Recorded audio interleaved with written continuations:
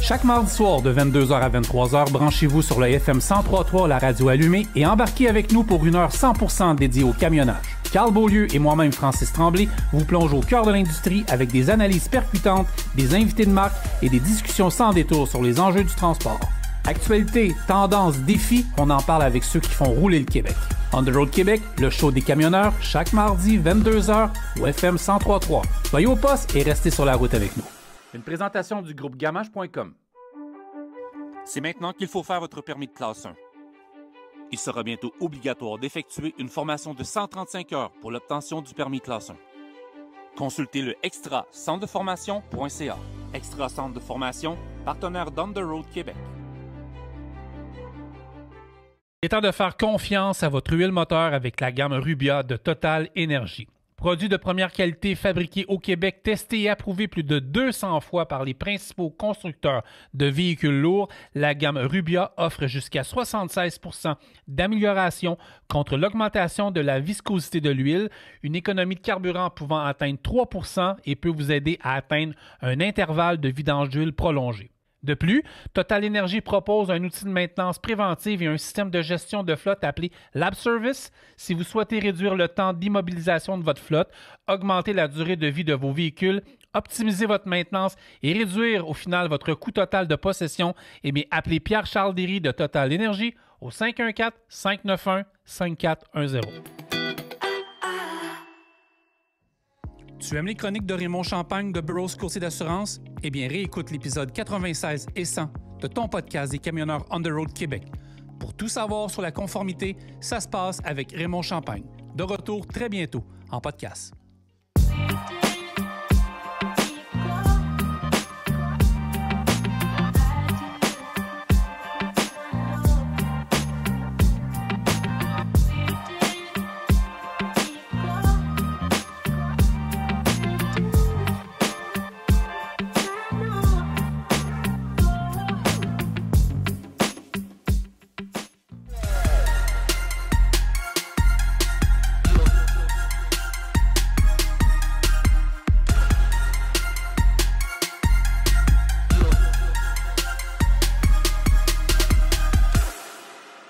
Bienvenue On the Road de Québec, le podcast. Tout le monde, j'espère que vous allez bien. Ça va être un gros show. On a 3 invités et un animateur et un co-animateur d'exception. Carl Beaulieu, comment ça va?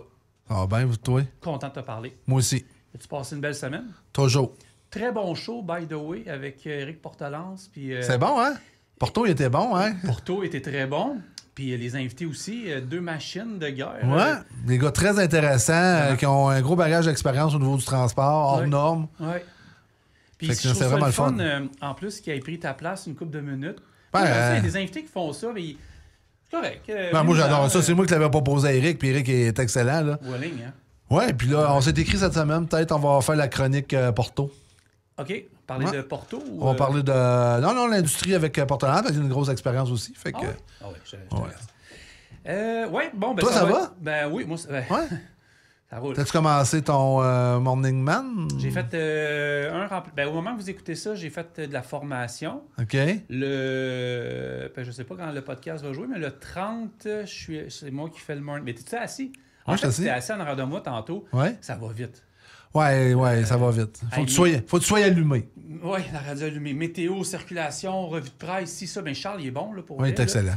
Il est excellent. T'es un bon coach. Oui, il fait ça depuis une dizaine d'années. Puis, non, pour vrai. Mais je suis vraiment content, pour vrai. Puis, j'ai vu qu'il y a des camionneurs qui suivaient ça aussi. Fait que j'ai trouvé ça cool, tu sais. Fait que, voilà. Vas-tu venir t'asseoir avec moi? Tu sais, je vais le faire. Les vendredis. Moi, je t'invite. Vendredi, je vais le faire un tour. Toi, comment va ta santé? Numéro 1. Je suis malade? Non. Non. Je tiens à dire à tout le monde que oui, j'ai perdu du poids, mais je suis en santé. Fait que c'est ça. OK. Ouais. On a un gros show. Ouais, vas-y. Avec 2 invités, ça fait 1 an et demi qu'ils sont pas venus au podcast. T'es venu dans une ancienne vie. Jean-Michel Nampère, Midon, comment ça va, messieurs? Bon matin. Tu peux t'approcher un peu, Manu? Ben oui, bon matin, ça va super bien. Content de vous recevoir. Puis quand Carl me dit ça, c'est Carl qui a géré le projet. J'ai dit, ça va être un méchant bon show. Là. Ah ouais. Ça n'a pas niaisé. Manu a dit oui après 5 minutes. Exact. Il n'est pas difficile à convaincre. Non. Content d'être avec vous autres. Merci. Puis je tiens à remercier pour vrai le groupe JMV Environnement de nous faire confiance. Jean-Michel, ça n'a pas pris de temps. On s'était assis dans un bureau à Montréal-Est. On a tout arrangé. Puis je pense 2 jours après, je parlais avec une de tes collègues, puis tout était dans le pipeline rapidement. Oui, 100%. J'ai pas perdu mes vieilles habitudes. Je te devance des fois sur certaines affaires. C'est bon. T'es plus vite que mon ombre. mais tu sais, quand on est habitué, Carl, on a une bonne clientèle. Là. Ah, excellent. On est habitué de faire nos affaires. Hier, je tournais un podcast incroyable, messieurs, vous allez capoter. J'étais avec Collabore, un de nos partenaires du podcast.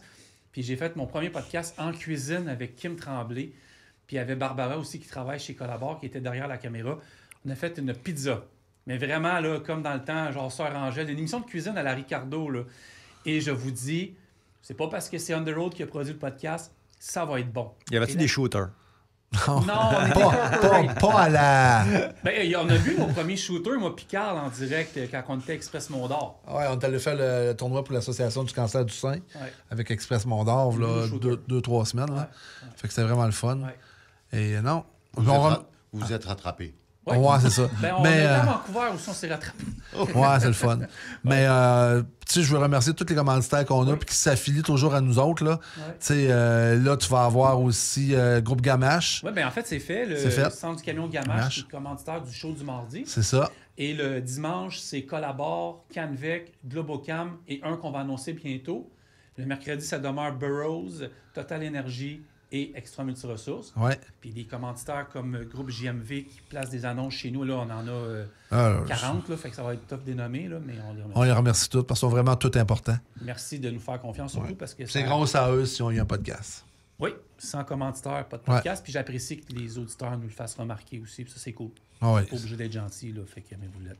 Messieurs, Jean-Michel, comment vas-tu? Ça va très bien. Travaille fort? Très fort. Tu es arrivé au groupe JMV dans les derniers mois. Oui, ça fait 3 mois, presque jour pour jour. Là. Ouais, effectivement. Position, c'est vraiment ta position exacte? Ma position exacte, je suis directeur général de groupe, directeur général de groupe JMV, puis président directeur général d'une des divisions du groupe qui s'appelle Récubec. On va pouvoir mettre de l'ordre là-dedans tantôt. Oui. Monsieur Lamidon, vous êtes rendu également de l'autre côté. Vous faites quoi là-bas? Ben écoute, toujours la même... Vous voyez, pas de problème? Ben ouais, fais-toi plaisir. Si tu veux tutoyer aussi, tu peux le faire. OK, parfait, c'est bon. Toujours la même chose depuis des années, sécurité. Donc pour le groupe JMV, Récubec.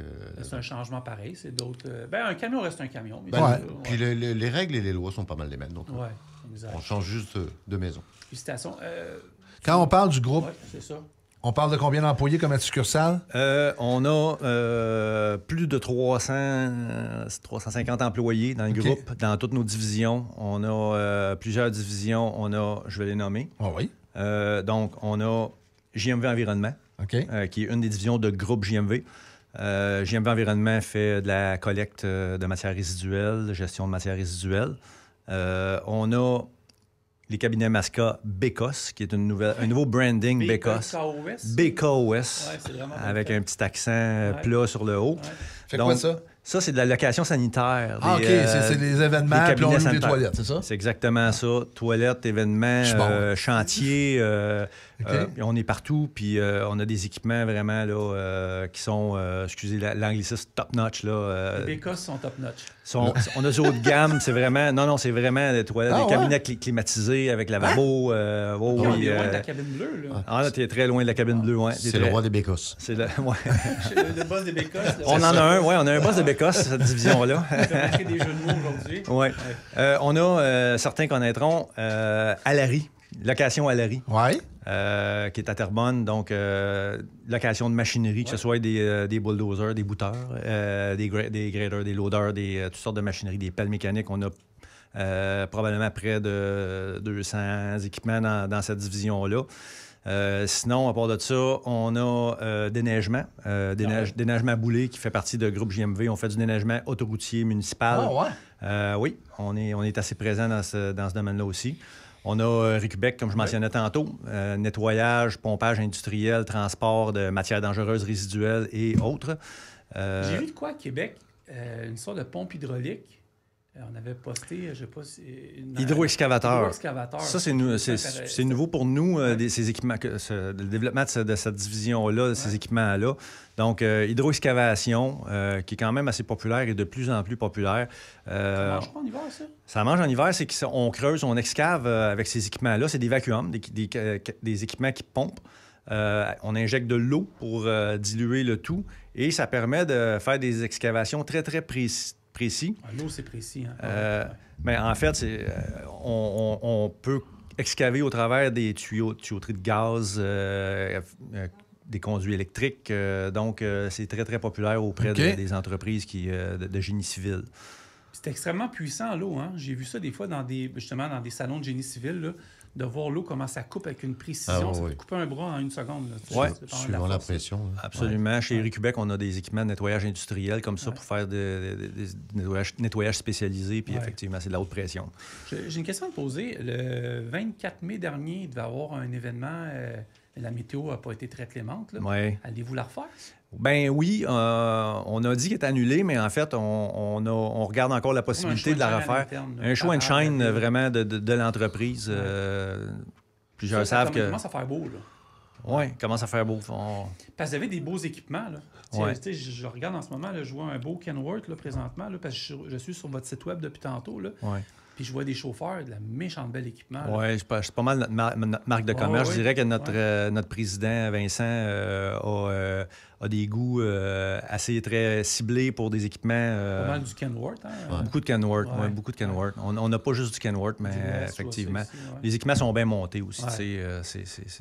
Mais à Larry, ça me revient, là, je vois ça. Là, souvent, comme mettons, je ne sais pas si c'était là, mais quand il y a des constructions de ponts, comme le pont Samuel de Champlain, tout le kit, vous embarquez sur des grandes bâches là, sur l'eau, tout le kit, j'avais vu ça. Vous êtes fort là-dessus aussi, là, c'est immense. Là. Oui, en fait, on dessert toutes les entreprises en construction. Fait que, on est partout. Effectivement, des gros projets, des méga chantiers. Puis pas juste avec Alary, avec Recubec aussi, avec nos autres divisions pour les conteneurs étanches. On a vraiment une flotte spécialisée pour des chantiers comme ça. Je pense qu'on commence à... Tu avais une question, Carl? Vas-y. Oui, je peux? Oh, oui. OK. Votre parole. OK, merci. Tu couvres toute la région métropolitaine? Oui, en fait, le siège social est à Saint-Hyacinthe, sur l'avenue du Plessis. Et on couvre... on a quelques bâtisses à Saint-Hyacinthe même, dans la ville de Saint-Hyacinthe, avec différentes opérations. On a un centre de transbordement de matières résiduelles qui est là, à cet endroit-là. On a une place d'affaires à Grenby. On a une place d'affaires à Terrebonne. On a une place d'affaires à Montréal-Est. On a une place d'affaires maintenant qu'on vient d'ouvrir à Lévis. On a une propriété à Bécancour. Donc, on est partout. Est-ce que vous offrez tous les services partout dans tout ce que tu me dis? Presque. Disons que il y a plusieurs services qu'on duplique dans les autres places d'affaires. Mais on veut grandir tous nos services éventuellement dans toutes les régions du Québec. On est déjà un joueur important au Québec, dans notre domaine. Puis on veut devenir... je pense qu'on est en voie de devenir un des grands joueurs privés québécois. J'ai sorti une timeline depuis 2007. Il y a peut-être des acquisitions qui sont plus d'actualité depuis ce temps-là, mais je vais m'essayer. Oui. 2007, fondation de JMV Environnement. C'est pas vieux, là. Non. Après ça, Boulay Déneigement en 2012, acquisition de Boulay Déneigement. 2018, création de BD Bulk. Donc, groupe BD Bulk. Après ça, RY Transport, ça a été l'acquisition en 2019. 2020, acquisition de Jean-Claude Alary, c'est ce qu'on parlait. Ouais. 2020 également, entreposage Marco. 2021, acquisition de Vermor Transport. Après ça, c'est devenu JMV Environnement, nouveau service de collecte. 2022, création de nouvelle division JMV Ontario, DDI Conteneur. Après ça, on a eu acquisition de J Boucher. 2023, DDI Environnement. Absolument. Puis il y en a d'autres que tu n'as pas nommés. En fait, il y a eu pas loin d'une vingtaine d'acquisitions qui ont été faites. Notre président, comme je mentionnais, c'est une entreprise familiale. Vincent Boulay, c'est le propriétaire de cette entreprise-là. Vincent a une vision très, très, très, très large de notre domaine. Puis il y a une vision que pas beaucoup d'entrepreneurs ont. Il y a le don de prendre quelque chose que personne n'aurait pensé que ça pourrait devenir intéressant Ouais. ou viable ou quoi que ce soit, puis de le transformer, puis de le rendre super rentable, super viable, puis enviable finalement. Là. Fait qu'il a fait ça toute sa carrière. Vincent, il a commencé dans le déchet, en fait, avec l'acquisition d'une petite entreprise qui s'appelait Janotte à McMasterville, pour pas le nommer. Il y avait 2-3 camions là-dedans, puis quelques conteneurs. Puis il a grandi ça de façon exponentielle. Il a parti Services environnementaux Richelieu, SER, qui était à Belleuil, qui a revendu en quelque part dans les années début des années 2010. Puis c'est ce qui a permis de continuer puis de créer JMV Environnement. Puis je pense que je dévoile rien, puis c'est pas un secret si je dis qu'il y a d'autres acquisitions qui vont s'en venir. C'est le mode d'opération de Vincent. Ouais, ça, Je pense que... répondu avant que la pause. Je te dirais que la question, c'est c'est pas est-ce qu'il va y avoir d'autres acquisitions, ça va être quand puis qui, parce que... En fait, as-tu des mois, là? Des mois, là? Je vous donnerai pas de scoop, j'ai rien à donner, malheureusement, mais restez à l'affût. Ouais. Avec qui, la semaine passée, qu'on s'est essayé puis avoir des... Mélissa Castonguay. Ah! Ouais, tu as travaillé fort, là. Puis ça nous a coûté de cher le vin, puis... ouais, ça m'a travaillé fort, parce que là, où est-ce qu'elle travaille, ils sont en train de faire des acquisitions, puis là, il est en train de signer, puis tu sais que t'as des clauses que tu peux pas parler. Ben oui, hein. absolument. Hey, je te l'ai cuisiné solide, là. T'as pas réussi. Pas de rabat. Ah, ben c'est chose qui J'ai payé du vin, j'ai tout essayé, mais... Mais c'est vrai que Vincent, c'est un visionnaire. Puis je sais pas s'il dort beaucoup. Là. Le matin, quand on arrive, il est déjà là. Le soir, quand on part, il est encore là. Très visionnaire, mais très pro, très familier. Les employés, c'est sa famille. Puis on le voit. Là, Jean-Michel parlait des camions tantôt. Les chauffeurs sont fiers de leurs camions. Ils en prennent soin. Oh oui, oh oui. C'est vraiment, regarde, c'est une autre dynamique. C'est très, très familial. Puis on se croit à la maison tous les jours. Tu sais, on te connaît, puis je pense que les gens ont appris à te connaître au fil des années avec les podcasts. Puis... Mais pourquoi tu as décidé d'aller de te joindre au groupe? Ben écoute, moi, je suis quelqu'un où il faut que l'entreprise pour laquelle je travaille, mes valeurs vont dans le même sens. Dans la dernière année, j'ai perdu il y avait quelques valeurs qui étaient un petit peu mises de côté, qui me chagrinaient un petit peu. Donc, c'est sûr que je commençais à être ouvert un petit peu aux écoutes, à voir qu'est-ce qui se passe à l'extérieur pour pouvoir partir pour des nouveaux défis. Ouais. Et quand j'ai décidé de quitter l'entreprise où j'étais avant, j'ai eu par la suite l'opportunité avec Jean-Michel qui m'a dit qu'il était intéressé à continuer avec moi. Il y avait des très, très gros défis qui s'en venaient. Et puis, je pense que l'environnement était excellent pour moi, ça allait avec mes valeurs, donc je suis rendu avec l'équipe de JMV, puis aujourd'hui, là, je regrette aucunement mon choix. Ben, tu dis que les fonctions, c'est souvent les mêmes d'une compagnie à l'autre, je peux comprendre, mais quand même, ça a certaines particularités. Je veux dire, tu fais pas les mêmes choses comme tu faisais avant. Là. Ben écoute, la santé va rester la même dans le domaine du camionnage. C'est sûr qu'il y a toujours des améliorations à apporter, il y a toujours des changements à faire. Mais on va dire que la légalisation sur les routes, les logs électroniques, les inspections, les accidents, les incidents, les déversements, je pense qu'on est toujours dans le même domaine. C'est juste des petites mises au point, des choses à changer parce que ça change de transport. Mais en bout de ligne, on fait toujours la même chose. Oui, puis tu sais, en même temps, je vois la flotte qui est assez impressionnante. Fait que je me dis que quand même, il n'y a pas vraiment un travail d'éducation à faire. Vos chauffeurs doivent être assez droits, merci. Oui, absolument. Les chauffeurs sont très, très droits. Ils sont... c'est ce qu'on dit quand on travaille pour une famille. On sait qu'on met la famille à risque. Donc, automatiquement, tout le monde est fait très attention à tout ce qui est au niveau des lois. Juste nous répéter, ceux qui ne te connaissent pas, t'es quel genre de gars, toi, de conformité? Moi, je sais que t'es bien humain, là. Ah, moi, je suis un gars, écoute, je suis un bon gars. Je vais pas me fâcher. Tu sais, la première fois, c'est la petite tape dans le dos, hey, tu as fait un excès de vitesse, tu portes attention, c'est important pour l'entreprise. Et expliquer le pourquoi du comment, toujours taper, c'est pas... Je tape pas, ça sert à rien. C'est plus être chemise avec tout le monde, puis leur montrer qu'on le fait pour la bonne cause, puis que si on le porte pas attention, ben on n'aura plus de travail pour personne. Donc, c'est vraiment dans le dialogue et dans la communication. Qu'est-ce qui va te faire fâcher? Faire fâcher? Quand il reste plus de café. Non, ça c'est... Ouais, qu'est-ce qui va te faire fâcher, là? Tu sais, t'es un chauffeur, fait 4 fois tu y répètes, là, puis là, il a pas compris, là. Puis là, tu lui dis à un moment donné, qu'est-ce qui t'emmène à bout? Parce que c'est sûr qu'il y a quelque chose, Manu, qui t'emmène. Ouais, mais ça mène pas à bout. Écoute, je le vis depuis des années. Tu sais, le chauffeur qui, après 3-4 fois, qui comprend pas, ben, on va l'envoyer à la maison réfléchir. Tu sais, quand tu commences à jouer dans la poche à quelqu'un, là, tu sais, surtout quand ça vient de sa part, tu sais, c'est pas une punition, là. On lui dit, gars, tu mets l'entreprise à risque, tu te mets à risque. Ben, écoute, va réfléchir 3-4 jours à la maison, puis après, on va se reparler. Après 3-4 jours à la maison, ils reviennent, puis ils disent « Ouais, effectivement, je n'ai pas fait fort, je vais porter attention. » Tu sais, il faut qu'ils comprennent aussi qu'on ne le fait pas pour le plaisir, là. On le fait pour l'entreprise. Puis on travaille tous pour le même patron. C'est ça. On est l'entreprise qui a probablement en tout cas, je dirais le domaine d'entreprise qui a probablement le plus de clients. Quand tu fais du déneigement municipal, de la collecte de déchets, de recyclage dans les municipalités, on a beaucoup d'arrondissements. On fait la RIAM, qui est la Régie intermunicipale Mascoutaine, Brossard, Marguerite-Duville. On s'est fait octroyer Roussillon, qu'on commence bientôt. On a 5 arrondissements à Montréal en collecte de déchets.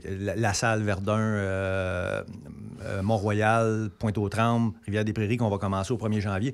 Fait que ça en fait de la clientèle. Donc, c'est important que les employés, les chauffeurs soient très respectueux de tout ce qui est réglementation, normes. C'est notre image. Tu sais, le camion à déchets, quand il passe, là, le gros camion vert, c'est une grosse carte d'affaires. Fait que, il y a d'affaires à respecter. Mais ça chiale dessus. Là, on est juste la collecte de rebut. Là. Ouais. La petite madame de chez eux de 80 quelques années, ça chiale dessus, ça, les fois? Là? Ça vous appelle-tu? Ou...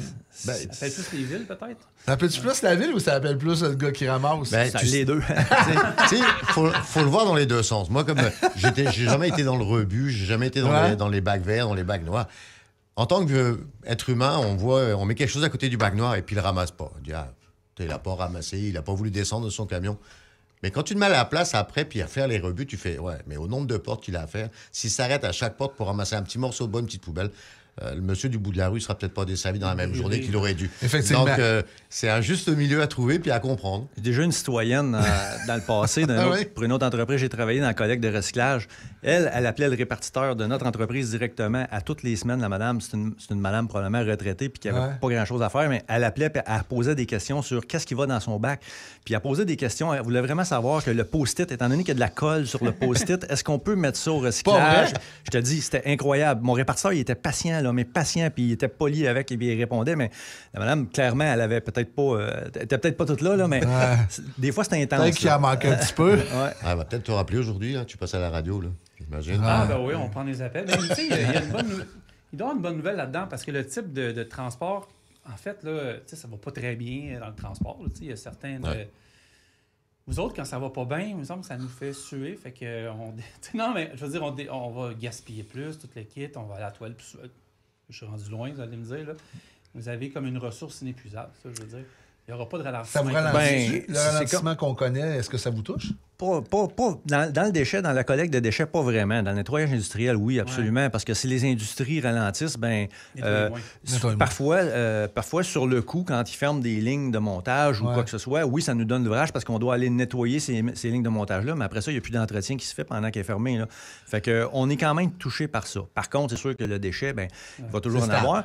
La journée qu'il n'y aura plus de déchets, il va y avoir plus de recyclage. Toute la matière qui est consommable, elle doit ressortir. Fait que oui, c'est un domaine qui est un petit peu particulier, comme d'autres domaines. L'alimentaire, dans mon ancienne vie, on transportait du liquide alimentaire.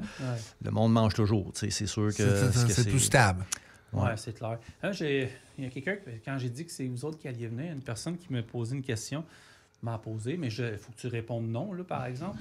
Dans un avenir, dans un passé pas si lointain, jadis, naguère, il y a longtemps, on avait eu une citerne aux couleurs d'On the Road. Ben oui. Fait que là, il y a quelqu'un qui a parlé des bécosses. La réponse est non. Mais, Tu vas avoir ton visage sur une toilette? Non, c'est ça. Absolument, c'est une gageuse, il fallait que je la dise. OK, tu l'as dit, mais la décision, c'était déjà non à la base. OK. Je peux t'arranger ça. Non, c'est correct. Il fallait que je le dise. J'avais dit, oui, c'est correct, je vais le dire. On peut mettre sur un cabinet, au moins? Peut-être pas la voiture. Fait que c'est dit à la personne concernée, t'es hors du podcast. Oui, vas-y. Mais avec votre expérience, là, avec le ralentissement qu'on a eu, là, comment tu prévois 2026? Comment tu vois l'avenir, toi? Parce que ça fait longtemps que tu es là-dedans, là, maintenant. Comment tu vois l'avenir au niveau du transport, des résidus, puis tout ça? Écoute, c'est tellement compliqué, puis j'ai pas de boule de cristal. Tu sais, les plus grands économistes de ce monde, ceux qui gèrent les gros montants d'argent de toutes les nations, sont même pas capables de prédire qu'est-ce qui va se passer dans 3 mois, vraiment. Il y a des courbes, il y a des tendances. Ça prend un événement aussi minime, c'est pas minime quand même, mais tu sais, une guerre, ça peut prendre, je sais pas, tout peut s'effondrer ou tout peut se propulser. On a eu je suis désolé de parler de ça, on a eu le COVID. Puis on pensait que tout était pour s'écrouler. Finalement, ça a fait l'inverse. Le monde se sont mis à consommer une affaire terrible. Puis, tu sais, fait comment prédire l'économie? J'ai travaillé pour des grosses multinationales, puis on me disait toujours, là, on s'en va vraiment vers une grosse récession cette année, il y a 2 ans, ça. Finalement, on a terminé l'année. On était chanceux. On a fait des records dans notre domaine, tu sais. Alors qu'il y a d'autres domaines que c'était en crash, là. Fait que, comment je vois l'avenir? Écoute, business as usual. Moi, je suis un gars qui est tout le temps très positif. Business as usual. On va trouver une façon de s'en sortir.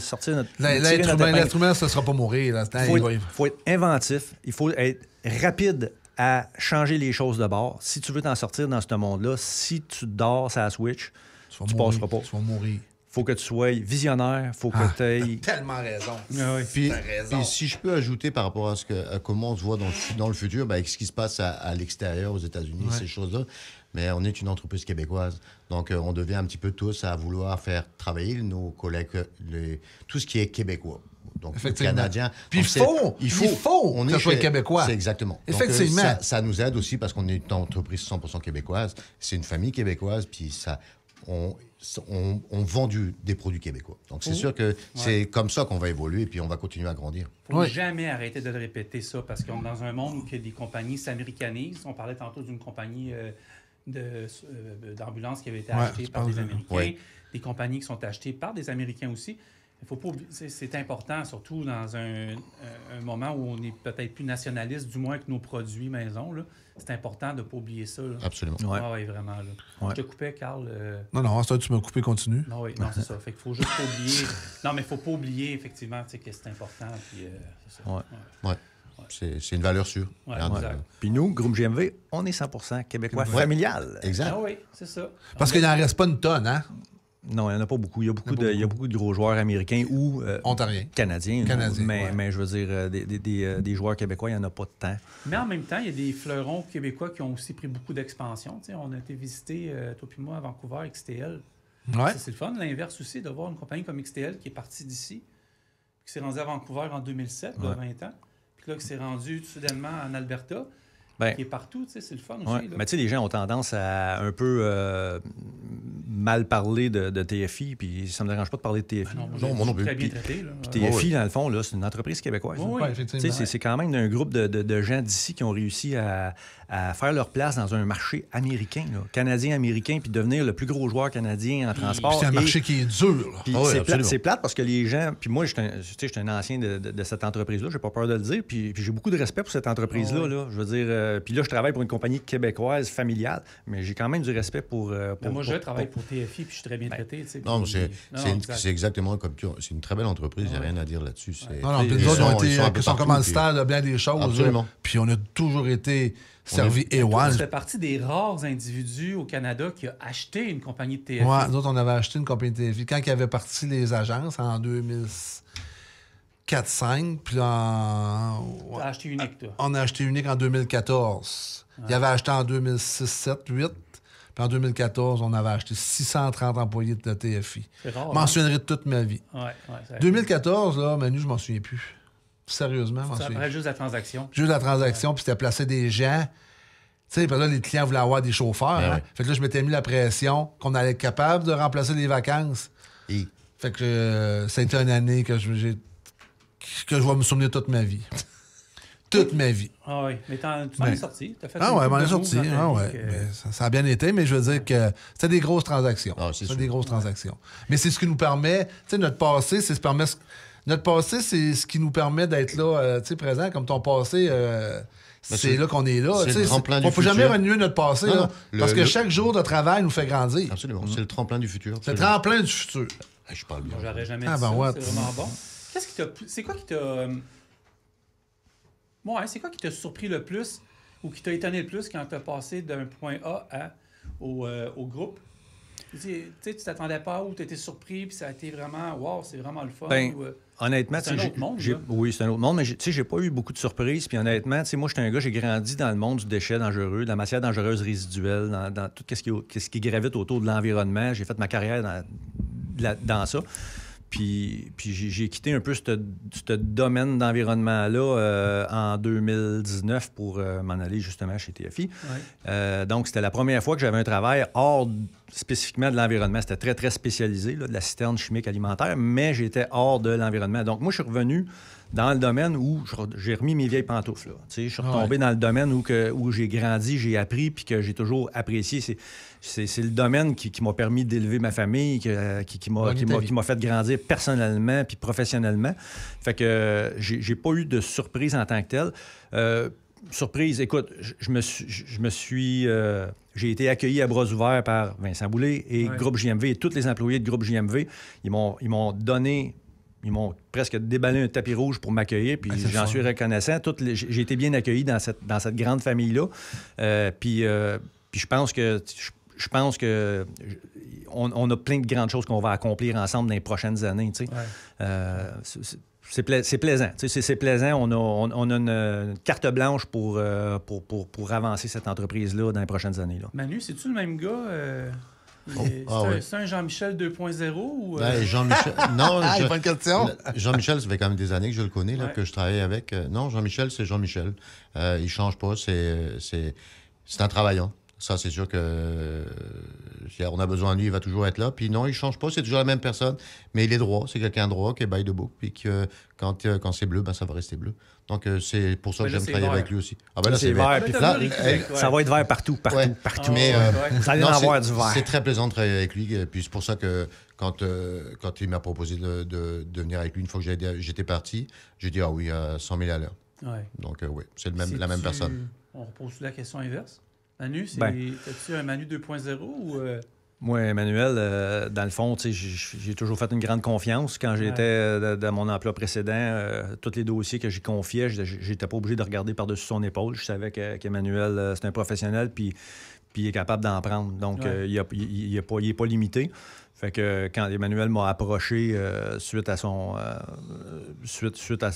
désir de changer, sa démission, désir de changer d'employeur, quand il m'a approché, c'est sûr que ma décision n'a pas été compliquée, ça n'a pas été difficile. Fou, un boss de hockey, mettons, je regardais tantôt Jeff Gorton puis Ken Hughes.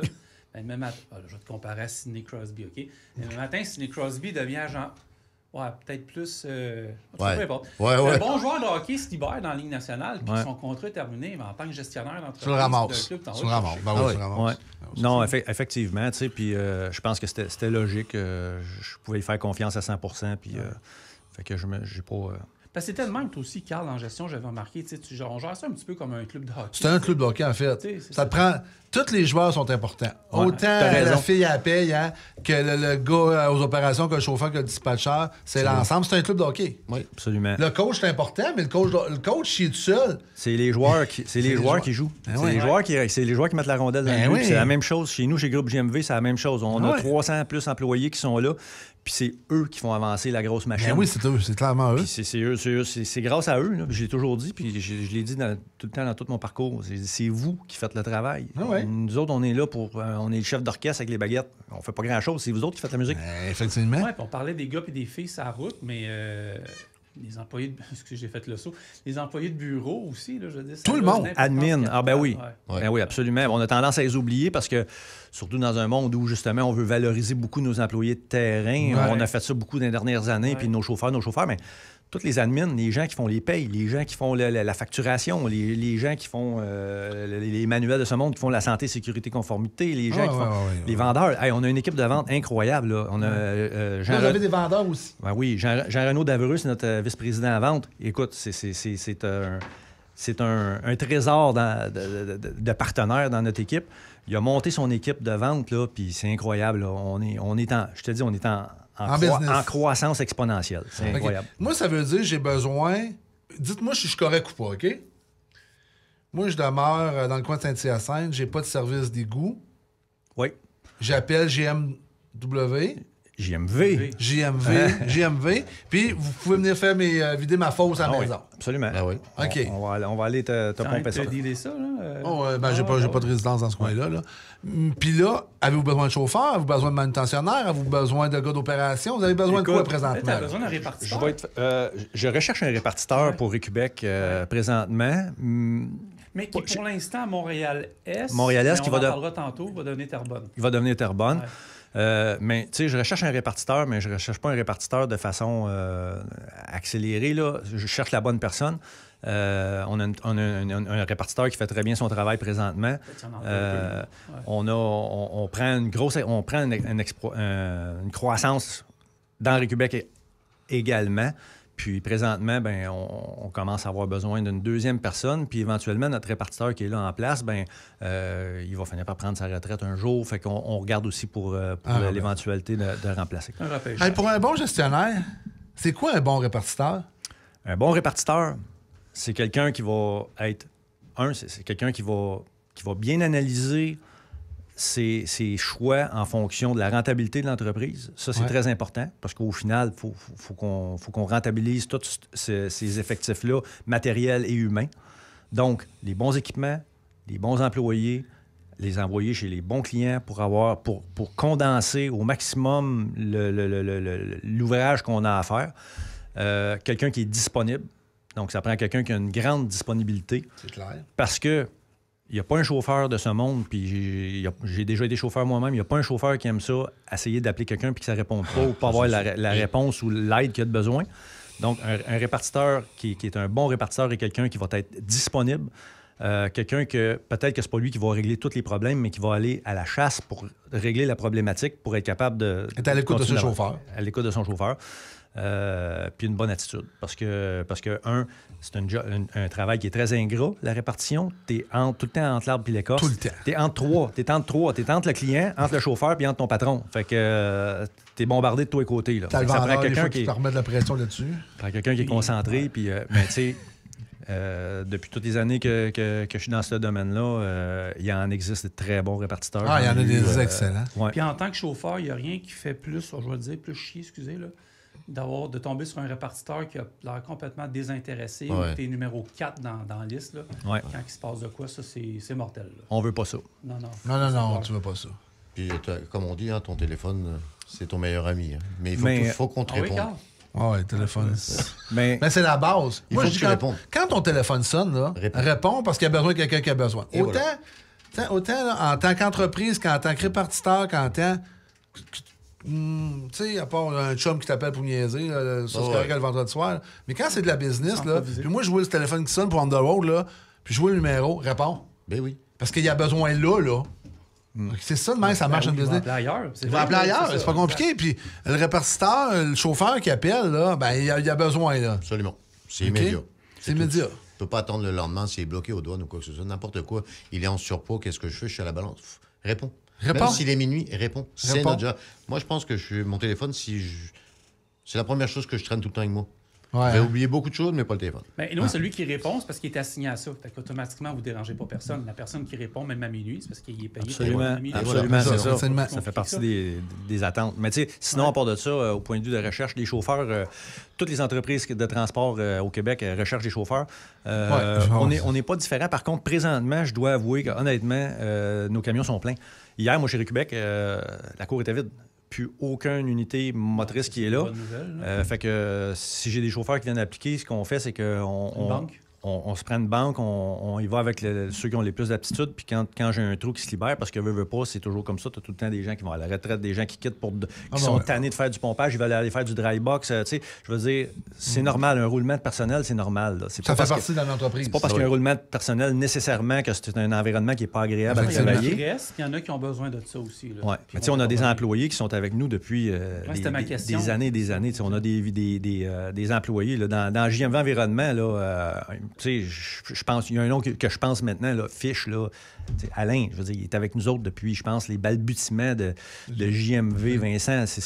Il y a une raison pourquoi que ces gens-là restent. Là. Il y a plusieurs employés, plusieurs chauffeurs dans l'entreprise. La force aussi, c'est de la stabilité aussi, c'est pas mal moins dur pour le répartiteur. Bien, absolument, c'est sûr. Mais quand même, ça prend certaines aptitudes pour faire ça. Moi, je suis un chauffeur de dry box, ouvre les portes, ferme les portes, recule. Chauffeur de reefer, check la température. La citerne, monsieur, vous avez connu ça, c'est une très grosse job. C'est extrêmement spécialisé. Avec nos partenaires, Hanson, puis j'ai vu c'était quoi, là. C'est les autos, toute la kit, la précision. C'est tough. Photos, c'est tough, ça aussi. Là. Mais vous autres aussi, quand même, là, c'est pas juste c'est pas des camionneurs, c'est pas des chauffeurs, c'est des chauffeurs opérateurs. C'est le bon terme qu'on pourrait... Absolument, c'est exactement ça. C'est des chauffeurs opérateurs. C'est un métier très, très, très spécialisé. C'est comme un entonnoir. Plus que tu spécialises, moins qu'il y a de candidats de disponibles. Quand tu arrives dans un équipement hydrovac ou un vacuum, ben, l'entonnoir, tu es rendu dans le goulot. Là, je veux dire, il n'y a pas grand... Puis en fait, vous autres, les chauffeurs, il faut vous les former. Parce qu'il n'y a personne qui forme un chauffeur de vacuum. Là. Absolument, il faut les former. C'est comme un camion à déchets, un collègue, un camion latéral, un camion chargement arrière. Faut qu'on les forme en entreprise. Tu n'as pas d'école pour ça. Là. Ah, c'est ça. Ouais. Sinon, tu vas en écraser des bacs, tu vas les refaire tomber fort, puis perdre des roues. C'est de la formation, tout de même la formation, dans tout, même si on va dire le dry box, il faut en donner de la formation. Puis je pas les clés, d'y va sur la route. Là. C'est comme ça qu'on a des problématiques.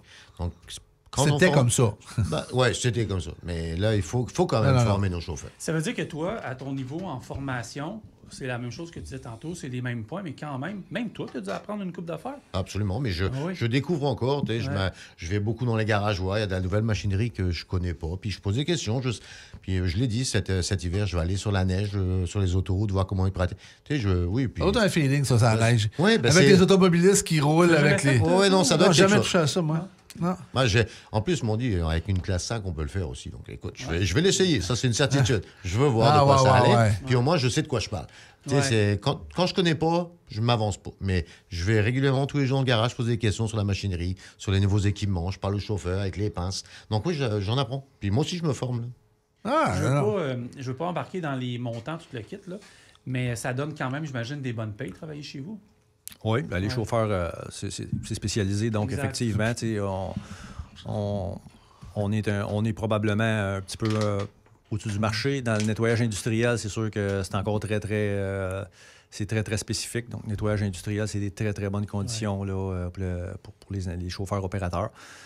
Par contre, c'est tough. On ne mettra pas de crémage sur le gâteau pour rien. C'est tough. On le dit, c'est tough, mais c'est un métier en soi. Mais il y en a pour tous les goûts. Tu as des chauffeurs qui vont dire moi, ça ne me tenterait pas de travailler sur un équipement comme ça, c'est trop physique. Puis il y en a d'autres qui vont dire moi, être assis dans un tracteur, tirer une dry box, ça ne me tente pas. Là, fait qu'il y en a pour tous les goûts. Ben justement, on n'aura pas peur des mots, on va y aller. Qu'est-ce qui est vraiment difficile dans ce métier-là? Mettons, je sais qu'il y a plusieurs. Peut-être prendre la section la plus difficile pour un chauffeur-opérateur, c'est quoi qui... Ben écoute... Parce qu'il faut que le monde le sache aussi. Oui, mais tu sais, on travaille de la matière résiduelle. Tu as des odeurs. Autant dans la collecte de déchets que. Puis pour le chauffeur, c'est pas pire. Là, il est assis dans la cabine, fait qu'il ne sent pas vraiment. Mais on dompe au transbordemètre. Bon, tu as des odeurs de déchets. C'est pas. C'est pas la fin du monde, mais dans le pompage, des fois, ça peut être pire. Là. Tu t'en vas pomper sur des... je nommerai pas la compagnie, mais des compagnies qui font de la récupération de carcasses d'animaux, par exemple. On est allé pomper un déversement, on pompait des pattes de cochon, des têtes, puis toutes sortes d'affaires. Je veux dire, c'est quelque chose, c'est tough. Là. C'est pas pour tout le monde. Tu as des gens qui vont dire hey, jamais je serais capable de faire ça. Puis nos opérateurs s'en vont là, puis ça job. On le fait, ça job. Journée business as usual. C'est ça. Ah, ben écoute... Non, il y a toutes sortes de chauffeurs, toutes sortes de monde pour faire le travail. Puis tu as aussi les petits jeunes derrière le camion à rebut là, qui descend du marchepied, il va chercher le bac, ramène le bac à l'arrêt. Ça, c'est des jobs plus d'été, souvent, vous engagez du monde où c'est... Non, les vidanges. C'est à l'année. C'est à l'année. Moi, je les ai suivis, là. Ils en font des kilomètres dans leur journée, puis c'est pareil, ils ont les odeurs, ils ont ces choses-là. Donc, c'est ça. On ne peut pas mettre de crémage pour des postes comme ça. Non. Donc, c'est pas le poste. Oui, vas-y. Ben, j'allais dire, on a aussi du transport un peu plus spécialisé, mais un peu plus conventionnel. Là, on transporte des produits chauds. On a 50 citernes de produits chauds, des produits asphaltiques. Puis, donc, on fait du Canada, des États-Unis.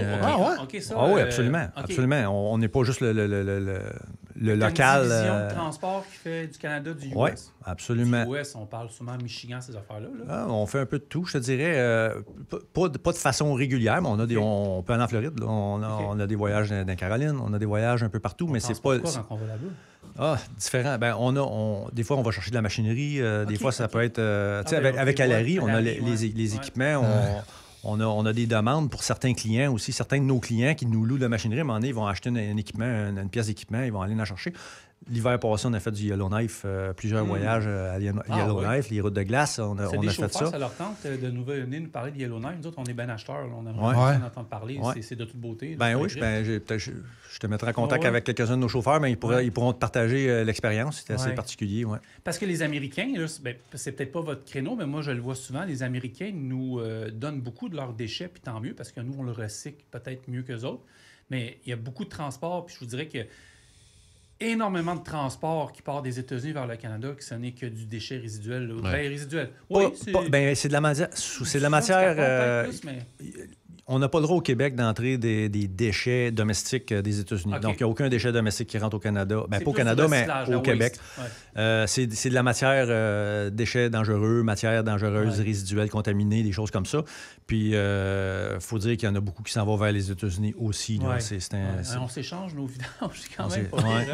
Mais c'est cru, mais c'est ça. Oui, mais en même temps, puis c'est dur pour le citoyen de vraiment bien analyser ça. On n'en veut pas chez nous. On n'en veut pas. Personne ne veut avoir ça chez eux. Par contre, on a des technologies environnementales pour traiter, gérer ces matières-là de façon très, très, très sécuritaire qui n'ont pas aux États-Unis. Puis à l'inverse, pour certains autres types de matières dangereuses ou déchets contaminés, aux États-Unis, il y a des centres de traitement spécialisés. Ça fait plein de sens là, qu'on gère ces matières-là de façon interpays. Mais bon... C'est quoi le plus impressionnant? Je cherchais à le formuler. C'est quoi la machine la plus impressionnante que vous avez chez vous? C'est-tu ce que tu me parlais tantôt à Québec? Ou chose tu vas m'appeler, Frank, il faut vraiment que tu viennes filmer ça au PC. Là. Écoute, tu me prends au dépourvu. Les machines impressionnantes. Machine impressionnante, c'est Manu. C'est Manu. Moi, j'en ai Manu. C'est Manu. Mais moi, j'en ai vu une machine impressionnante. C'est la fameuse machine qu'on voit à Montréal ramasser les gros bancs de neige, là. Il y en a une dans la cour de JMV. Ouf! Ah ouais? C'est de la machine. Ça pousse. Ah ouais, non. C'est quelque chose. Remplir une remorque 4 essieux pleine, on parle de... C'est des secondes. Elle est énorme. Je te dis, c'est une méchante machine. C'est la plus grosse que j'ai vue. Ça, c'est opéré par une personne? Oui, le souffleur est opéré par un opérateur. Il faut être alerte, parce que... Il faut être alerte, ça prend des bonnes capacités. Madame, puis, le roux là, qui passe là. Tu peux ramasser plein de choses. Madame, la voiture, tu ramasses tout. Tu ramasses tout avec. Mais de façon générale, les équipements qu'on a dans notre flotte, c'est tous des équipements qui sont quand même un petit peu hors du commun. Tu verrais un vacuum qui siphonne, tu as un boyau de 6 pouces puis que ça pompe du solide. C'est impressionnant aussi. Une grosse balayeuse. Je voulais savoir... j'ai oublié ma question. Là, elle était là, elle travaillait très fort. Là. Hey, je l'ai perdue. Oh non, OK. Non, c'est beau, je reviens. J'étais en train de perdre ma question. Je te regardais, Terrebonne, c'est revenu tout de suite. On a parlé hors podcast. Tu en as glissé un mot. Tu m'en as parlé quand j'ai été te rencontrer à Montréal-Est. Mettons, le futur répartiteur, il va falloir qu'il travaille à Terrebonne un moment donné. Ça veut dire qu'il y a c'est pas une expansion, c'est un déménagement. Oui, bien, en fait, déménagement de certaines activités de l'entreprise de Récubec. Donc, tout ce qui est administration va être déménagé à Terrebonne. Beaucoup de nos opérations, nos équipements vont être déménagés là. En grosse partie, on va quand même garder notre place d'affaires sur l'avenue Marien, au 485 Marien. On va garder cet emplacement-là quand même. Comme j'ai mentionné plus tôt, on s'est fait octroyer des contrats de collecte de matières résiduelles à Montréal. On va avoir des équipements de déchets qui vont être stationnés à cette adresse-là. On prend beaucoup d'expansion aussi dans notre commercial, dans la collecte de conteneurs commerciaux. Donc, on a des équipements roll-off commercial qui sont stationnés là. On va garder cet emplacement-là. C'est stratégique, puis on a plein d'utilités pour cette place d'affaires-là. C'est bien placé, là. Oui, on est Montréalais, Sherbrooke, Marien, je veux dire. C'est au bout, là. T'es à Globocam, là. Là, tu descends, je sais pas, c'est Marien. Marien, c'est ça. Lumière. Puis même à Terrebonne aussi, vous êtes bien placé là, parce que tu vois qu'on voit la couronne nord. Terrebonne, vous êtes dans le coin de voir des entreprises, je me trompe pas. Non, Chemin-Gascon. Chemin-Gascon. Oui, Chemin-Gascon 640. Dans le parc industriel, au coin de Chemin-Gascon 640, on bâtit en arrière de Ford, on bâtit une belle place là, avec un beau garage. Puis en fait, tu me demandais si on cherchait des employés. Tu sais, les mécaniciens, là, c'est dur à trouver. Là. Mais c'était mon autre point, les mécaniciens. C'est important. Là. Tout le monde nous en parle, les mécaniciens véhiculos. Puis Carl, il en a parlé, j'en ai parlé. C'est payant en plus, puis c'est gratifiant, puis c'est des carrières. Tu me disais que les garages vont être climatisés. Oui, bien, Saint-Hyacinthe, on a des garages vraiment fine pointe de la technologie. Puis ça va être la même chose. Nouveau garage à Terrebonne, 14 portes de garage, 7 portes bord en bord, climatisé. Tu rentres d'un bord, tu sors de l'autre. Tu sais, avec tout équipement. Là, tu pensé? Ceux-là qui ne sont pas climatisés, les autres garages. Ouais. Mais là, comment qu'ils vont? Moi, je capote d'avoir ça. Ça met une pression sur l'industrie incroyable. Ouais. Parce que j'en regarde des gros clients comme Globocam ou whatever, je les connais pas tous, puis je veux pas en nommer plus. Puis là, ça veut dire que les garages climatisés. L'autre petit garage, là, qui n'est pas climatisé, qui n'a pas le moyen d'être climatisé, là. C'est sûr que ça fait une grosse différence. C'est là que les mécanos veulent aller travailler. J'ai quelqu'un qui veut nous parler, si vous me permettez. Il a toujours son mot à dire. Est-ce que tu es là, mon chum? Non, Salut, je vais très bien, merci. Et toi, comment ça va aujourd'hui? Quoi de neuf de ton côté? Toujours en train de jongler entre tes projets de podcast et la radio? Bien, je suis en train d'enregistrer un podcast présentement avec Jean-Michel Napper et Emmanuel Lamidon du groupe JMV. Ah, c'est génial. Vous avez toute une belle brochette d'invités aujourd'hui. J'imagine que vous allez parler de sujets super intéressants. Vous en êtes rendu à quel point dans l'enregistrement? Ben, en fait, c'est pour ça que je te parle. J'avais besoin de ton aide. On est en train de parler du métier de mécanicien diesel, mécanicien véhicule lourd. As-tu quelque chose dans tes statistiques qui parle du... C'est un métier qui est important, puis qui a les bonnes conditions, puis c'est un métier qui est quand même... On a besoin de monde. Absolument, c'est un métier super important. Les mécaniciens diesel, là, surtout pour les véhicules lourds, sont vraiment indispensables pour maintenir les camions et les flottes en bon état. Il y a une forte demande et en plus, c'est un métier qui évolue beaucoup avec les nouvelles technologies et les énergies plus propres. Fait que c'est clairement un domaine d'avenir. Est-ce que tu es capable de me dire, statistiquement parlant, un petit peu les écoles ou as-tu ça avec toi?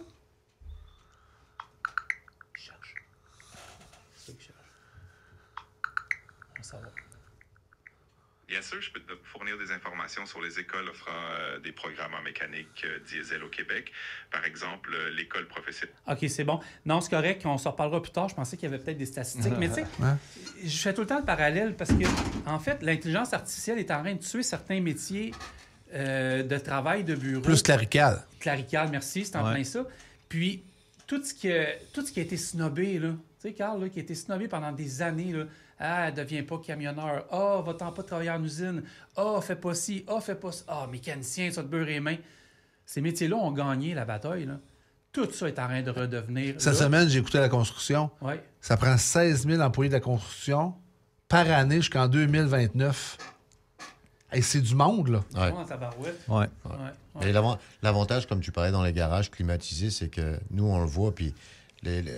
Dans ma vie de santé, à surveiller les grosses journées de canicule et tout ça, où on devait passer voir les employés, leur demander si tout allait bien, qu'ils prennent plus de pauses.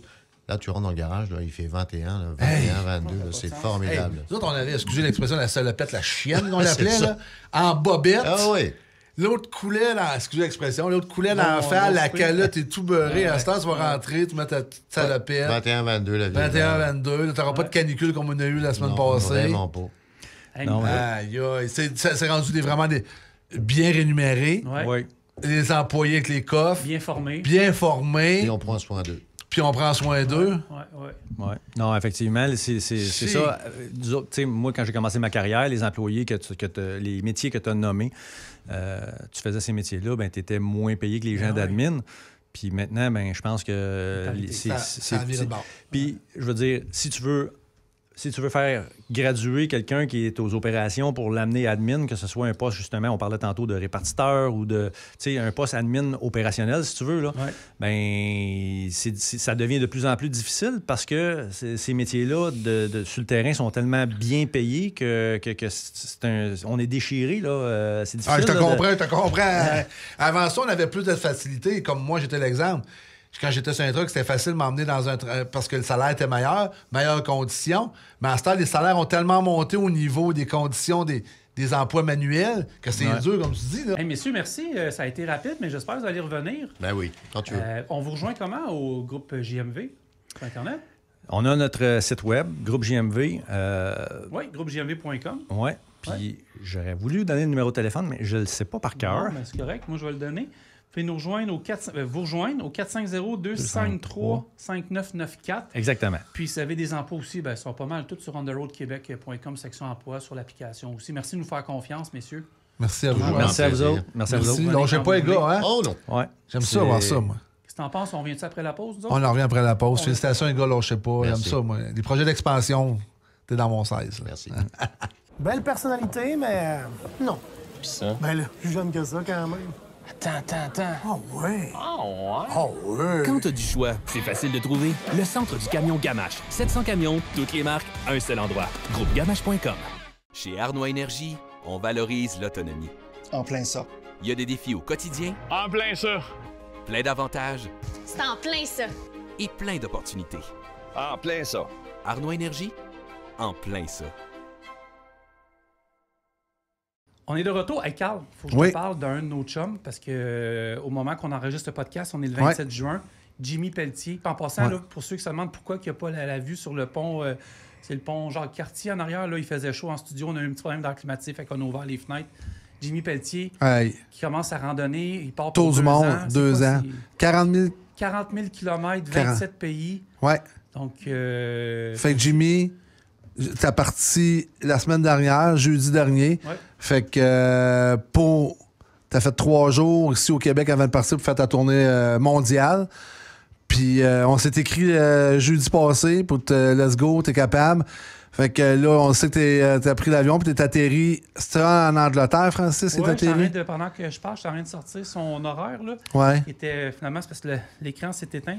Oui, commencé en Angleterre. Donc, 24 mois, 40 000 km, 5 continents, 27 pays pour Jimmy Pelletier, qui est un athlète qui est paraplégique, donc en vélo avec sa conjointe Manon Bélanger. Puis on n'oublie pas, si on veut donner des dons, c'est 10 $ du kilomètre. 10 $ du kilomètre. On va sur le site de Jimmy, puis on encourage Jimmy, parce que c'est pour adapter ta vie, puis pour le spectre de l'autisme. Exactement. Il va construire un édifice à Québec. Ouais. Fait qu'il part 2 ans pour ça. C'est un gros 2 ans de sacrifice qu'il fait. La collecte de fonds, c'est pour bâtir le complexe santé. C'est ça, Adapte ta vie à Québec. Ouais. Fait que let's go, mon Jimmy, on est avec toi. Merci de croire en nous. On est commanditaire d'Adapte ta vie. Fait que c'est une cause à moi et à Francis qui nous tient vraiment à cœur. Là. Aujourd'hui, ils sont à 6156 km de vendus. C'est bon? Ouais, c'est bon. Vous pouvez suivre ça sur le hashtag Tout est possible. Donc, sur Facebook, On the Road Québec, la page. Nous autres, on va le suivre tout le temps. Ouais. On s'écrit, moi puis Jimmy, toi. Fait qu'on est rendu des chummés. Ouais. Fait que bravo, mon Jimmy, puis on est fiers de toi, parce qu'on le sait que c'était une grosse aventure. Puis félicitations à ta conjointe Manon, là, qui est extraordinaire. Manon a écrit un livre aussi qui s'appelle Survivre ou s'adapter. Histoire inspirante de Jimmy Pelletier, donc Manon Bélanger. Puis peut-être que si j'ai ici. OK, je pensais que j'avais la biographie, c'est pas grave. De toute façon, on le reçoit en podcast. Juste à l'écouter, un podcast que j'avais enregistré l'année passée, qui était vraiment bon, puis ça ne vieillit pas, ces podcasts-là. Donc, voilà. Donc, c'est Chronique Burroughs aujourd'hui. Habituellement, on a Raymond, puis là, on a Valérie avec nous, Valérie Côté, qui est conseillère assurance rente collective. Valérie, salut, ça va bien? Salut, ça va très bien. Merci de m'accueillir. Merci à toi de t'être déplacé. Ça nous fait plaisir de te recevoir. On va avoir beaucoup de questions à te poser parce que Carl, il nous a surpris des questions vraiment intéressantes. J'étais étonnée de voir des questions aussi bien ciblées. Fait que je pense que c'est vraiment un beau. J'ai quand même travaillé dans la RH pendant longtemps aussi. Travailler dans les RH, puis travailler avec une conjointe qui est dans la RH, puis notre meilleure amie est dans les RH aussi, fait que puis les assurances collectives. Puis j'ai négocié des assurances collectives dans mon passé. Fait que c'est pour ça que je voulais aujourd'hui aller toucher vraiment qu'est-ce que les gens ne savent pas de l'assurance collective. Parce qu'à moins d'exception, on a pas mal tous des plans de programme d'assurance, du moins dans le transport, qu'on soit chauffeur ou dans les bureaux. Puis souvent, là, même moi, je trouvais ça intéressant, là, des hop-là qu'on ne sait pas. Ou des fois, puis même moi, je suis quelqu'un de discret. J'ai des questions, des fois, ma question, es-tu pas pire, es-tu niaiseuse? Non. T'sais. Puis si après le podcast, cette entrevue-là, vous avez d'autres questions, on va les soumettre à Valérie, puis Valérie va venir se rasseoir avec nous autres. C'est pas plus compliqué que ça. Là. Pourquoi pas? Ça va me faire plaisir. Carl nous a laissé l'idée ça. Je pense que tu avais une... Ah ouais? Ben oui. Toi, Valérie, ça fait longtemps que tu es là-dedans, l'assurance collective? Ça fait une bonne quinzaine d'années, je te dirais. OK. Ouais. T'aimes ça? J'adore ça, j'en mange. Je suis passionnée. Puis on va se le dire, c'est pas toujours le sujet le plus sexy en ville. Non! Mais j'aime ça. Ça touche la santé, ça touche le volet rémunération globale. Ça englobe large. Puis je trouve j'apprends tous les jours. Il y a tellement d'aspects, il y a tellement de volets. financier. C'est large, vraiment large. Donc, j'adore ça. Puis au niveau de chez Burroughs, c'est quoi exactement? J'ai nommé ton poste, mais tes tâches exactement? Moi, je suis là pour accompagner surtout les employeurs au niveau de leur choix de régime, s'ils n'en ont pas déjà un en place. C'est de les aider à monter un régime qui soit intéressant pour eux en tant qu'employeurs, à offrir à leurs employés dans le but de recruter, retenir les employés aussi en poste. Ça prend un bon plan d'assurance collective. Oui, exactement. Donc, je les conseille là-dedans, je les accompagne. Puis pour les groupes qui sont déjà avec nous, qui ont déjà un plan établi, je m'occupe aussi de voir avec eux à chaque année, leur présenter les conditions de renouvellement. Donc, on négocie, nous, en tant que courtier, notre rôle, c'est d'être l'intermédiaire entre le client et l'assureur. Et on négocie le renouvellement, on fait l'analyse des conditions et moi, je vais présenter ça aux clients. On regarde pour voir est-ce qu'il y a des augmentations de coûts, est-ce qu'il y a des changements qu'on devrait tenir compte dans le régime pour essayer de maintenir justement les hausses, limiter l'impact sur les coûts, c'est ça. Donc, ça fait partie des aspects. On regarde l'expérience ensemble pour voir comment le régime se comporte. Ça ressemble à ça. Là, tu me parles, Valérie, puis plus tu me parles, plus qu'il me vient des questions dans la tête, là, parce que j'avais pas tout écrit, moi, là, parce que j'en garde le thème, là, je me dis, non, là, j'ai trop de questions qui... Je sais pas par où commencer. Je ne sais pas par où commencer. J'ai tellement de questions, ça va peut-être t'aider. Ouais, vas-y. Mais moi, je veux savoir, c'est quoi techniquement un bon plan pour que ça soit rentable et ça fonctionne? Bien, un bon plan, en fait, c'est sûr que... Je suis sûr que c'est ça que tu as demandé. Ah, ça va aller encore plus complexe que ça. Mais moi, je l'ai starté. OK. Donc, je dirais qu'un bon plan, à la base, il faut que ça couvre assez large. Donc, tu sais, à titre de rappel, pour ceux qui sont peut-être moins familiers avec l'assurance collective, l'assurance collective, c'est pas seulement une assurance médicaments. Des fois, on a l'impression qu'on a une couverture, qu'on paye un certain prix, puis on se dit, il me semble, tu sais, ça me coûte cher pour avoir une couverture. Mais dans le fond, on la connaît peut-être pas bien, notre couverture. Donc, quand on est bien assuré sur le plan de ce qu'on peut obtenir par le biais de l'employeur, bien, habituellement, ça va inclure une couverture d'assurance vie, une couverture d'assurance invalidité, donc assurance salaire en cas d'invalidité. Court terme, long terme. On voit beaucoup ces temps-ci une tendance vers long terme seulement. Parce qu'on a accès chômage maladie dans un premier temps. Pourquoi les entreprises prennent long terme? Bien, en fait, c'est pour réduire les coûts en grande partie. Court terme, on peut le substituer par la protection... l'assurance chômage. L'assurance chômage maladie. Donc, on a accès à un certain nombre de semaines de couverture déjà avec le régime public et on peut... 15 semaines. 26 semaines. 26. Ça veut dire que l'entreprise... Avant ça, c'était 15, hein? Oui. Avant ça veut dire que tes 26 semaines de chômage, maladie, avant, pour bien l'expliquer, avant de toucher ton assurance collective. Si jamais ton invalidité se prolonge au-delà de ces 26 semaines, là, tu peux aller en invalidité de longue durée. Si tu n'as pas ça, qu'est-ce qui te reste? Si tu n'as plus l'assurance chômage maladie, ça va pas bien. Ça va pas bien. C'est l'aide sociale. Tu continues à payer tes comptes, là, ta maison, peut-être tes enfants, les besoins familiaux, la vie continue. Fait que c'est pour ça que c'est important d'avoir au moins la couverture d'assurance invalidité de longue durée. Effectivement. Ensuite de ça, il y a les soins de santé qui s'ajoutent. Donc, il y a plusieurs termes qu'on utilise, que ce soit soins de santé, maladies complémentaires, assurance maladie. Les termes varient un petit peu, mais en gros, ce que ça veut dire, c'est que ça englobe une couverture d'assurance médicaments et une couverture pour des soins, des services médicaux qui peuvent inclure des soins paramédicaux, donc massothérapie, physiothérapeute, chiro, physio, etc.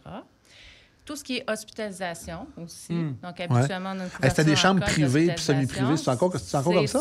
Oui, mais maintenant, on voit... mais je vais aller plus loin que ça, parce que j'ai été victime de ça, moi. Semi-privé. Semi-privé. Moi, j'ai eu un accident, peut-être 2 ans aux États-Unis, au Minnesota. Ah!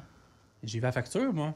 Là, tu parles de l'assurance voyage. Ah oui, c'est pas pareil, c'est vrai. Mais c'est un autre aspect où je voulais aller aussi, mais ça, c'est un point très important. La couverture d'assurance voyage, elle est pratiquement toujours incluse dans la couverture d'assurance collective. Et on l'oublie parce que quand on part en voyage, souvent, on a le réflexe de dire, c'est vrai, ça me prend une assurance en cas d'urgence. On va chez un assureur XY, on prend une protection individuelle. Tu payes 2 fois, en fait. Ben, tu l'as déjà. Mais il faut que tu vérifies dans ta brochure d'assurance, tu t'assures de savoir c'est quoi que j'ai comme couverture. Est-ce que ça répond à mon besoin? Il y a des durées maximales de séjour, mais habituellement, la durée varie entre 60 et 120 jours, si je me souviens bien. Donc, c'est rare qu'on part aussi longtemps que ça. Donc, la protection qu'on a déjà est probablement suffisante. On n'a pas besoin d'aller en chercher une ça coûte plus cher encore. Bien, c'est parce qu'on paye pour Puis tu n'avais pas les cartes. Si tu payes ton voyage aussi avec certaines cartes de crédit, ben je pense que... Oui, il faut vérifier. Tu peux avoir une couverture. Puis là, après ça, ben, si tu as plus qu'une protection, ben, là, après, c'est de voir qui est le premier payeur dans tout ça. Hey, ça aussi, c'est un autre sujet, ça. Un autre volet. C'est un autre volet, ça. Hey, mais juste pour revenir, là, parce qu'il y a une petite question. Tantôt, tu parlais de l'assurance longue durée, courte durée. Pendant la courte durée, j'ai besoin de médicaments. Est-ce que je suis couvert? Mettons que j'ai découvert un cancer ou quelque chose. Ben, tu veux dire, si tu es en chômage maladie? Moi, je suis en chômage maladie, puis là, j'ai besoin de médicaments pendant la période d'assurance chômage. Oui, mais ton régime, il demeure en place. OK. Donc, comme tu as l'assurance longue durée, maladie complémentaire, cette garantie-là te permet de réclamer pour tes médicaments et autres soins. Tu sais, ton invalidité va peut-être te demander aussi de faire des traitements de physiothérapie pour améliorer ta condition si c'est un aspect physique qui te rend invalide. Donc, ça demeure en place et disponible, peu importe ta condition. Tant que tu es toujours couvert sous le régime, tu as accès, même si tu dois t'absenter pour une raison de maladie, dans le contexte de chômage, maladie. Je comprends très bien. Ouais. OK. C'est quoi qu'on a tendance à... C'est quoi qu'on a tendance à oublier? Puis qui est couvert. Fréquemment qu'on est couvert. Parce que moi, il y a des affaires, j'ai pris la peine de lire dernièrement. Puis des affaires, je dis, tu sais, puis, Puis, des fois, on s'en sert même pas. Il y a différentes choses. Qu'est-ce qu'on n'utilise pas dans une assurance? Qu'est-ce qu'on n'utilise pas? Bien, en fait, l'idée, c'est de dire, je vais l'utiliser quand j'en ai besoin. Mais je dirais, il faut y penser. On voit beaucoup ces temps-ci des CPAP, des gens qui font de l'apnée du sommeil. Oui, moi, j'en suis là, c'est ça. Ça fait partie des couvertures habituellement qu'on trouve dans les pour la machine, en fait. La machine, les articles aussi, là. Tout ce qui est... articles, disons, médicaux, tu sais, je dis des béquilles, une canne, peu importe. On a des couvertures aussi. On peut avoir aussi un volet, tout dépend des régimes. Là. On peut avoir un volet aussi qui va couvrir de la réadaptation, des soins infirmiers. Il y a plein d'aspects. Puis, tu sais, on veut pas, le livret d'assurance, des fois, il fait peur parce qu'il contient beaucoup d'informations. Ça fait 100 quelques pages. Allez consulter juste le sommaire de protection. Ah, OK. Vous allez avoir une très bonne idée de ce que vous avez comme couverture. Et si vous voulez en savoir plus, bien, posez la question, appelez le service à la clientèle chez Burroughs, vous l'avez? Chez l'assureur. OK. Parce que Burroughs est un courtier. Exact. Donc, moi, comme je disais tantôt, moi, je transige avec les employeurs. Ça m'arrive des fois d'aller voir les employés, de faire des présentations justement pour leur expliquer qu'est-ce qu'ils ont comme couverture et leur faire voir aussi qu'est-ce que l'assureur offre comme outil. Parce que maintenant, il y a des applications mobiles. Toutes sortes d'aspects super pratiques que les gens ne connaissent pas non plus. Donc, moi, je fais aussi de la promotion pour ça, pour m'assurer que les employés connaissent le régime puis les outils qui sont à leur disposition. C'est-tu quelque chose qui fluctue beaucoup avec les années? Des fois, on a tendance à dire « Ah, il nous coupe. » Au niveau des assurances collectives, des fois, ça reste quand même stable. Là. Ça reste stable, mais dans les dernières années, on a vu des... C'est surtout pour essayer de contenir les hausses. Parce que dans les dernières années, on l'a vu, il y a eu beaucoup d'inflation. Tout coûte plus cher, les services de soins de santé, aussi les médicaments. Donc, avec ces hausses-là, ça a nécessairement un effet sur les primes d'assurance. Donc, quand on essaie de limiter, des fois, ça se peut qu'on ait à faire des choix puis essayer de voir qu'est-ce qu'on peut faire sans trop impacter les assurés, mais qu'est-ce qu'on peut peut-être modifier pour avoir un impact là, sur les taux. Puis, il y a une grosse équipe chez Burroughs. Raymond, souvent, il nous parlait de conformité. On a parlé avec Frédéric, on a parlé avec Marc-André, on a parlé avec Pierre Chambard, on a parlé avec beaucoup de monde, Evelyne, Martin. Mais dans le fond, votre job aussi, c'est de faire en sorte qu'au final, le prix, la couverture totale, admettons, soit toujours un bon prix. Mais en même temps, votre équipe va peut-être prévenir des accidents, prévenir ci, prévenir ça. Fait qu'au final, parce que trop d'accidents, ça coûte plus cher aussi. Là. Exactement. Mais en même temps, là, on touche à différents volets aussi de l'assurance. Chez Burroughs, il y a du collectif. Oui. Mais aussi, on s'occupe tout le volet l'assurance pour les entreprises, l'assurance de dommages, les flottes de camions, etc. Il y a plein de choses. Tout se relie, hein? C'est vraiment interrelié, puis même au niveau du portefeuille final. Là. Mais quand tu négocies, là, pour, dans mon passé avoir vu ça, quand tu négocies une assurance collective, là, tu l'as, l'assurance collective, puis tu renégocies l'année prochaine, là. Qu'est-ce qui va faire que ton assurance... On a le coût de la vie qui est ajustable, mais après ça, est-ce que tu as tant de fumeurs dans une entreprise, ça va être imputable?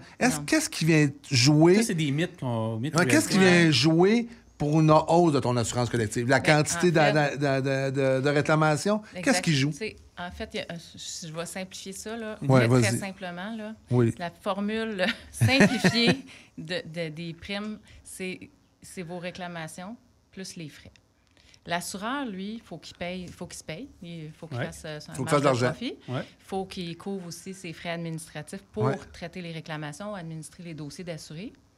Puis, en même temps, il veut s'assurer que dans ce qu'il va charger en termes de primes, qu'il soit aussi capable de couvrir ce que vous allez avoir réclamé. Donc, lui, il va rembourser en fonction des réclamations que vous soumettez. Et à la fin de l'année, lui, il dit, moi, il faut qu'il y ait assez d'argent dans ce que j'ai reçu en termes de primes pour couvrir ces réclamations-là que j'ai remboursées et pour aller chercher mon frais, les frais que j'avais planifiés. Donc, à la fin de l'année, si les réclamations sont beaucoup plus élevées que ce qui avait été anticipé, l'assureur se retrouve en déficit. Donc, l'année suivante, il ne veut pas être en déficit. Il faut qu'il rétablisse un petit peu sa marge, là, la marge. En fait, c'est pas la marge, c'est que là, il va anticiper que, OK, le groupe réclame plus, il y a plus de frais que ce à quoi on s'attendait. Donc, on va anticiper en conséquence pour la prochaine année pour se repositionner, pour être sûr qu'on ne soit pas en déficit.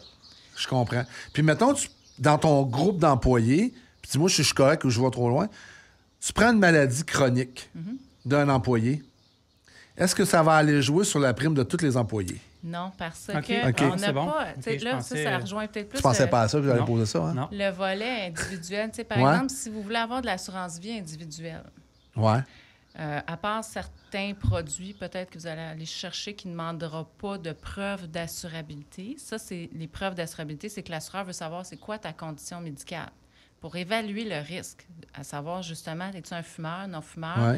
As-tu des problèmes cardiaques? Y a-tu des conditions spécifiques dans ta famille qui fait en sorte que mon risque augmente, que tu décèdes pour une cause X, c'est ça. Ça, ils vont évaluer ça dans le niveau individuel, quand tu vas chercher une protection individuelle, pour établir, s'ils veulent te prendre, s'ils considèrent que le risque est correct, puis qu'ils vont établir une protection, puis un coût en conséquence aussi. J'ai eu ça fait pas longtemps. Mais l'avantage du collectif... j'ai passé au bat.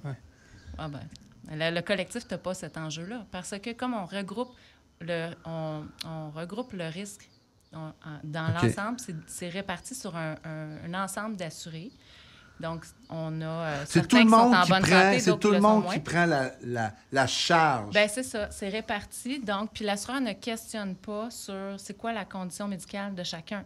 On va regarder, par exemple, c'est quoi la proportion d'hommes, de femmes, la moyenne d'âge. Et ça, l'assureur va en tenir compte pour certaines garanties. Le type d'emploi aussi. Puis il y avoir un facteur qui va être pris en compte là-dedans pour dire, tel type d'emploi plus à risque que d'autres. Les camionneurs, c'est-tu plus cher une compagnie que de construction? Je veux pas que Non, c'est la question est bonne. La question est bonne, mais je te dirais que vraiment, tout va dépendre aussi. C'est sûr que tu as des métiers, des catégories de métiers qui rentrent dans des classes plus à risque. On peut savoir... Les pompiers, par exemple. Je pense que les pompiers seraient un bon exemple. Ça, c'est à risque. C'est particulier. Il y a des assureurs qui vont peut-être dire oui, d'autres qui vont dire non, on ne veut pas prendre ce risque-là. Tu as vraiment des catégories de métiers. Donc, un livreur, ça ne coûte pas trop cher. C'est ça, j'ai commencé à comprendre. Moi, je trouve que c'est très raisonnable. Il y a des très bonnes primes qu'on peut aller chercher. Pour les camionneurs? Pour les camionneurs, c'est sûr, parce qu'on n'oublie pas que nous, Burroughs, on est aussi l'assureur de la Sécu. Donc, on a des ententes particulières aussi pour les membres de la bons Sécu. Frais, puis, donc, des c'est rabais. Ça, on a négocié des ententes au niveau Je des comprends frais. très Donc, bien. c'est sûr que c'est pas du tout un enjeu. Mais il y a des maladies qui ressortent plus chez les chauffeurs. On va les nommer. Comme. Ah, OK. Déjà-tu? Ça vous tente-tu d'essayer de deviner maintenant? Ben oui, c'est Numéro ça. 1. J'y vas, tu y vas? Vas-y. Numéro 1, hey boy. Le diabète? Exactement. Ah, ouais? Oui. Pas facile aux États-Unis, les conditions de travail, puis un peu partout. Le diabète, d'après moi, c'est en premier. C'est le diabète de type 2 par cause de sédentarité surtout, puis on prend pas le temps de manger comme il faut, puis mauvaise habitude de vie, donc le diabète est très présent. Deuxième, je me serrais avec des blessures physiques. Non, moi, je pense que c'est les poumons, là. Je sais pas, non. L'apnée? Je dirais que c'est cardiovasculaire. Cardiovasculaire. Oui. Non, mais poumons, cardio, c'est ça. Ça donne une idée, mais tu sais, ça aussi, veut pas. Quand ça ressort dans l'expérience, c'est pas... Il y a tant de personnes qui ont cette condition-là. C'est pas ça. C'est que c'est les coûts qui viennent avec ça. Ouais. Et ça coûte cher, les médicaments pour le diabète. Puis on parle beaucoup maintenant des médicaments anti-obésité. Ouais. Mais tout ça part du fameux Ozempic, qui est un médicament à la base pour traiter le diabète de type 2, mais qui a pour effet de faire perdre du poids. Mais ça coûte très cher. Donc, ça a une Est-ce que ça peut être couvert par une assurance, le Ozempic? Pour le diabète. Pour le diabète. Pour le Il y a quelqu'un qui veut s'en servir pour la perte de poids? Non, à ce moment-là, non. OK, il va la payer. C'est ça. Sauf que le point par rapport à ça, c'est que ta condition médicale peut coûter cher aussi au régime. Dans certains cas, tu n'as pas le choix. Tu sais, si tu as un cancer ou tu es atteint de sclérose en plaques, il n'y a pas de solution. Il faut que tu prennes ton médicament. Puis, mais le diabète, on peut éviter. Tu sais, on peut faire de la prévention, on peut éviter de se rendre là. Physique on peut renverser la condition. Tu sais, c'est ça. Il y a des choses qui peuvent être faites. C'est pour ça que les compagnies investissent des fois beaucoup. Moi, j'ai vu des compagnies investir même en alimentation, qui ont sorti leur cuisine à l'intérieur. Ouais. J'ai vu des compagnies... les gyms. Ben oui. Non, nous, on a fait ça d'ailleurs aussi. Oui, puis c'est beau, le salon. Gym, c'est impressionnant, là. Je veux dire, Nautilus Plus, c'est de la petite bière. C'est vraiment beau. Oui, non, c'est vraiment. Ah, ouais, j'ai pas vu. Mais c'est ça, il faut sensibiliser les gens à ça parce que. Oui, on peut se dire, bon, je vais rester avec ma condition. De toute façon, j'ai mes médicaments, puis ça va bien, puis c'est remboursé. Mais ça a un coût, puis tout le monde paye pour ça. C'est ça. Dans le fond, là, parce que si tout le monde ferait attention, puis suivrait qu'est-ce que tu peux faire? Fait que c'est sûr que ça a une implication sur la prime d'assurance. Ben oui, c'est pour ça qu'on fait beaucoup de sensibilisation par rapport au coût des médicaments, parce que c'est la plus grosse dépense dans le régime. C'est ça qui coûte le plus cher. C'est souvent 90, voire 95 % de l'ensemble des dépenses des soins médicaux qui sont reliés aux médicaments. Puis on pense que c'est les dents. Non, c'est vraiment les médicaments. Disons que les dents, c'est autre chose, c'est une autre garantie, mais au niveau des soins médicaux, c'est la garantie qui coûte souvent le plus cher à cause des médicaments. Puis il y a des médicaments qui sortent qui sont toujours plus coûteux. Donc, il faut faire attention. Si je peux donner des trucs à nos auditeurs. Vérifier la disponibilité d'un médicament d'une pharmacie à l'autre. Une générique? Le générique, évidemment. Moi, ça m'a sauvé, ça. Ça fait une très, très grande différence. Mais maintenant, les régimes, on le pousse beaucoup pour dire, bien, le régime va rembourser en fonction du générique. C'est ça. Et si toi, tu décides de la même prendre maudite chose l'original, tu vas payer la différence entre les deux. C'est le même médicament. C'est le même médicament, c'est la même molécule. Mais au final, c'est ça. Il y a des économies à faire de cette façon-là avec les génériques. Je disais en pharmacie, c'est incroyable de voir à quel point. Puis on peut négocier la pharmacie. Ben oui, puis non, mais c'est surtout magasiner. Magasiner, c'est le terme que j'ai. Et quand tu as un bon pharmacien, habituellement, il est de ton bord, mais tu peux tomber sur les pharmacies. Oui, mais il y a des pharmacies. Ils font de la business. Ils font de la business, puis c'est pas chaque pharmacie qui a le même prix sur chaque pilule. C'est ça, c'est les honoraires qui varient énormément. Tu peux sauver 30 $. En fait, je pensais que c'était des prix généraux. Non, je savais pas pantoute. Si tu vas dans un tel, ça va être tel. C'est pas mon affaire, moi. Non, on va faire du surveillance. L'autre option, c'est la pharmacie postale, qui est peut-être moins connue. Ah ouais? Ben moi, j'ai commencé. Pharmacie postale. Moi, ça vient, je pense, ça vient de Vancouver. Il y en a ici aussi, au Québec. C'est ça, juste à chercher. Tu commandes, tu vas en ligne, tu fais pharmacie postale. Il y a des sites des pharmacies qui existent. C'est plus un pignon sur rue.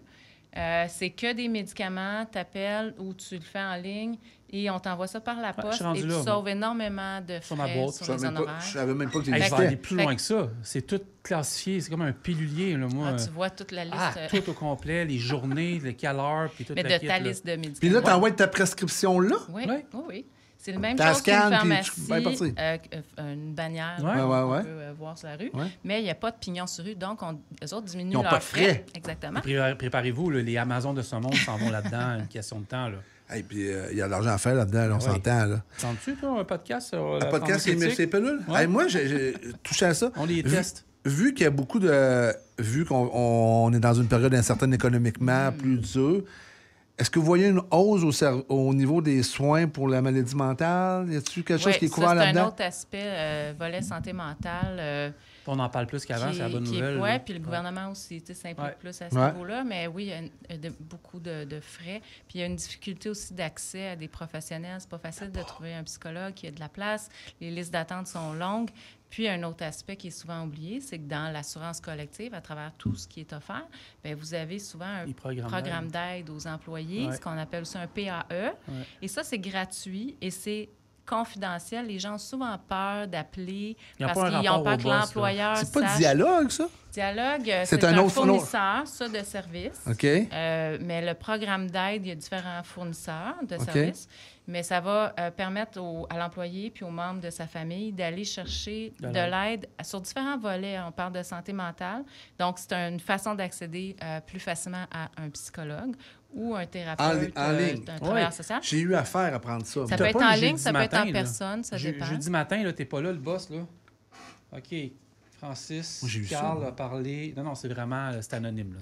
C'est anonyme, puis tes appels... Oui. Autant un psychologue, là, puis il va te parler. On va te donner un rendez-vous. Oui, j'ai ça dans l'application. Tu vas pouvoir aller soit en ligne, le faire en ligne, en rencontre télévirtuelle. Là, ça va. OK, parfait. Non, mais parle-moi-en s'il y a quelque chose, là. Donc, ça, c'est bien parce que c'est gratuit. Tu as quelques heures de service. C'est ça. C'est ça, dialogue, mais c'est parce qu'il y a aussi un volet... Soins virtuels. Oui. Donc, il y a le volet santé, programme d'aide là-dedans. Puis, tu as aussi possibilité d'aller chercher ce qu'on appelle, là, on rentre dans une autre affaire, mais super intéressante, la télémédecine. Ouais. C'est ça que j'ai fait quand le 5 avril, quand je ne filais pas pantoute. Là. Tu peux consulter un médecin maintenant ou un infirmier à l'aide de l'application mobile. On t'évalue. Tu sais, c'est sûr qu'il y a des causes que tu ne peux pas faire une consultation en ligne. Là. Mais dès que c'est possible, le médecin va te prescrire le médicament ou en tout cas va évaluer ta condition, puis il envoie ta prescription à ton pharmacien, puis tu aurais juste à le passer, aller chercher. Fait que ça peut être un dimanche matin, un mardi soir, peu importe l'heure, c'est 24 sur 24, 7 jours sur 7. Donc, pas besoin d'aller à l'urgence, attendre ou dans une clinique sans rendez-vous, manquer une journée de travail. Ça, c'est très bien. Ouais. Ça, vous l'offrez?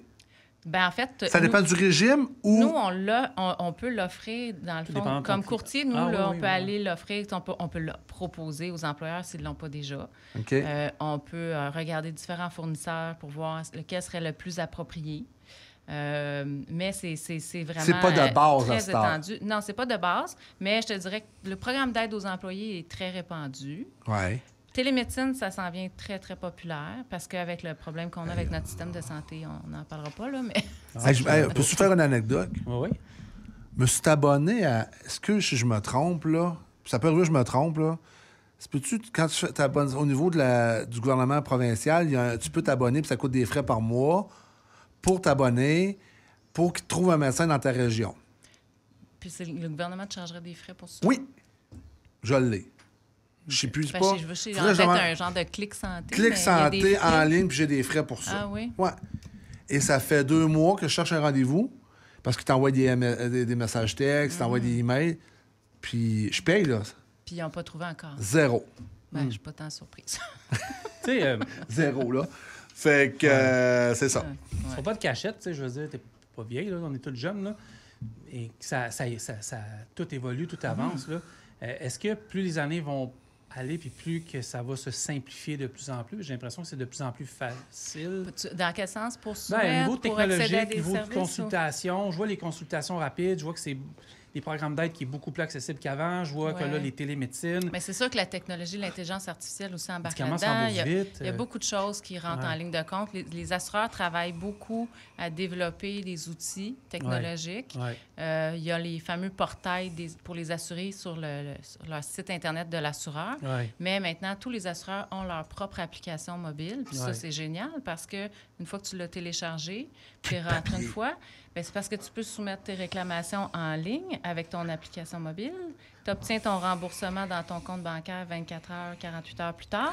Avant ça, prends un petit papier, va le porter à la madame de l'assurance à l'ouvrage. Pas de la petite madame, elle va reporter le papier, puis là, le petit papier, ça prenait 2 mois avant d'avoir ton chèque. Oui, bien là, c'est plus ça. Fait que tu n'attends pas non plus. Tu sais, là, il y a la grève de la poste aussi. Tu sais jamais quand est-ce que le chèque va rentrer, mais là, tu n'as pas besoin d'attendre. Et les technologies aussi, ça a ses pour et ses contre. Tu sais, je sais pas s'il y en a qui sont au courant de ça. Il y avait une histoire, j'ai été chercher pendant qu'on se parle de Theranos, qui était aux États-Unis. Elizabeth Holmes, qui est condamnée, je pense, à prison à vie. Là. Je pense 10-15 ans. Elle avait inventé une machine. Tu peux savoir tout de suite ton bilan sanguin en 10 secondes avec une goutte de sang. Tu sais, il y a ces affaires-là, mais les technologies, c'est haut et c'est bas. Avec c'est sûr et certain. Là, on a une liste moi, je peux-tu aller en question rafale? Oui, vas-y, c'est ce que je pensais. Là. C'est ça, pourquoi je m'étais préparée. C'est ton moment de gloire, mon cœur. C'est mon moment de gloire. Non, ben là...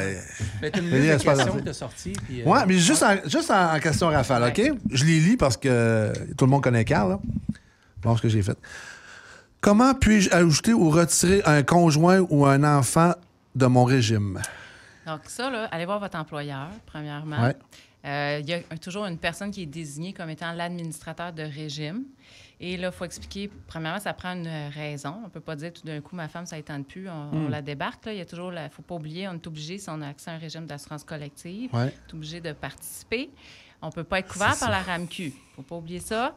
Il faut être couvert sur notre régime d'assurance. Fait qu'on ne peut pas dire, ça ne me tente pas, j'aime mieux m'en aller avec la RAMQ, ça ne marche pas de même. Donc, si... Disons qu'on parle d'un ex-conjoint, conjointe ou un nouveau conjoint, on vient de compléter un 12 mois de vie commune. Là, le conjoint devient obligatoirement admissible s'il n'a pas accès à un autre régime. Ben, c'est parce qu'il a accès. Tu peux pas mettre 4 conjoints dans la même année. Là. OK.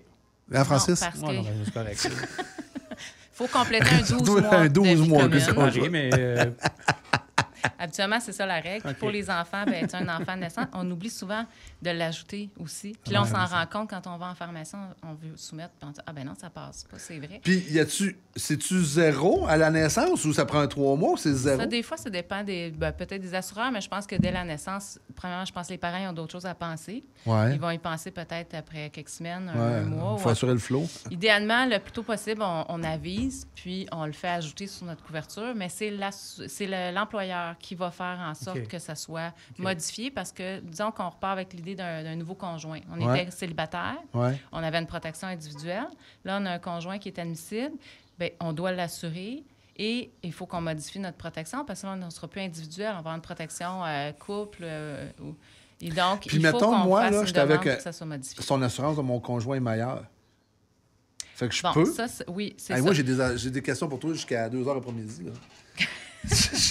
On a du temps, là. On a un rendez-vous. Là, moi, je mais ça, juste pour régler cette question-là, qui est souvent un autre aspect mal compris, c'est qu'on parle d'un événement de vie.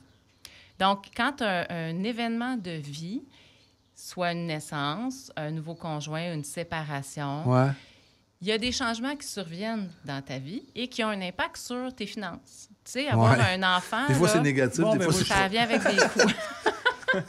Mais donc, c'est pour ça que ce sont des événements où on dit, bien là, c'est pertinent de pouvoir revoir nos protections pour évaluer nos besoins.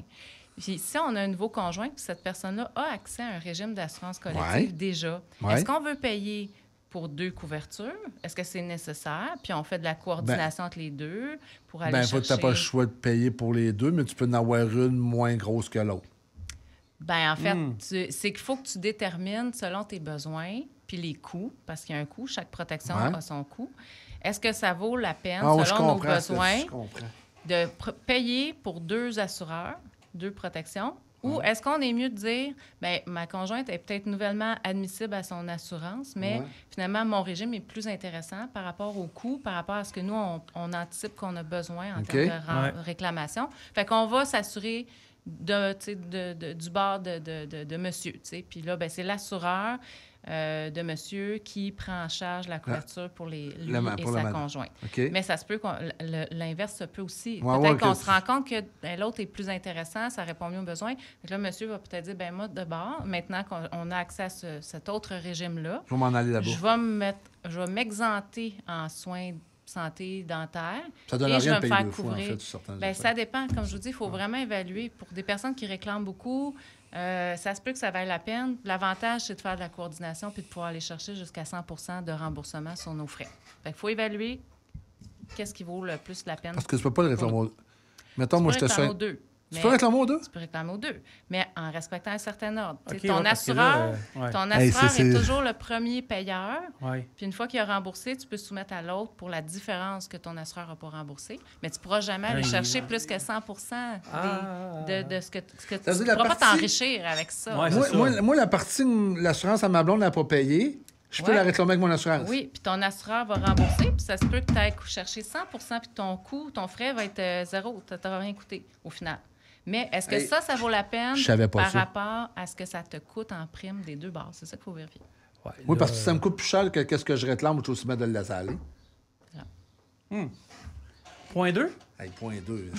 Alors, c'est 2 tout de suite un rendez-vous. Ah oui, c'est clair. On n'a pas le choix. Est-ce qu'un enfant de plus de 21 ans peut rester couvert s'il est aux études à temps plein? Un Tanguy, là. Un Tanguy, il y en a de plus en plus. Moi, j'en ai un à la maison. Donc, oui, il peut rester couvert. L'important, c'est qu'il soit toujours dépendant financièrement de ses parents et qu'il soit toujours aux études à temps plein. Dépendant de ses parents, excuse, je te coupe. Faut-tu... S'il gagne 5 000 $ par année? Non. Tant ici, il habite encore chez ses parents, il a besoin de continuer à l'aider financièrement pour ses études. C'est toi qui payes l'épicerie. Bon, c'est sûr qu'on considère qu'il est dépendant financièrement. Là.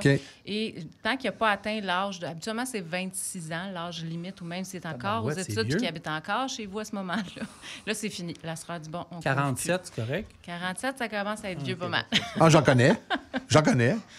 Mais je veux juste dire par rapport à ça que l'important, c'est que quand l'enfant atteint l'âge de 21 ans, si on veut que la protection elle continue, il faut aviser l'assureur.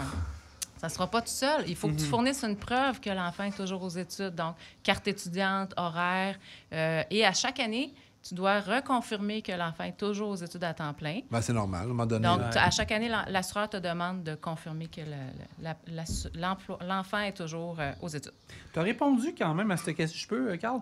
Tu as répondu à cette question-là, mais quand même, je la repose s'il y a des détails à rajouter. Mais qu'est-ce qu'on fait si notre conjointe obtient sa propre assurance collective? Je pense qu'on c'est ça, ça rejoignait un petit peu la question des événements de vie. Fait que c'est vraiment d'évaluer à ce moment-là. Peut-être une chose que je n'ai pas mentionnée, je ne pense pas l'avoir dit, c'est qu'il y a toujours un délai aussi.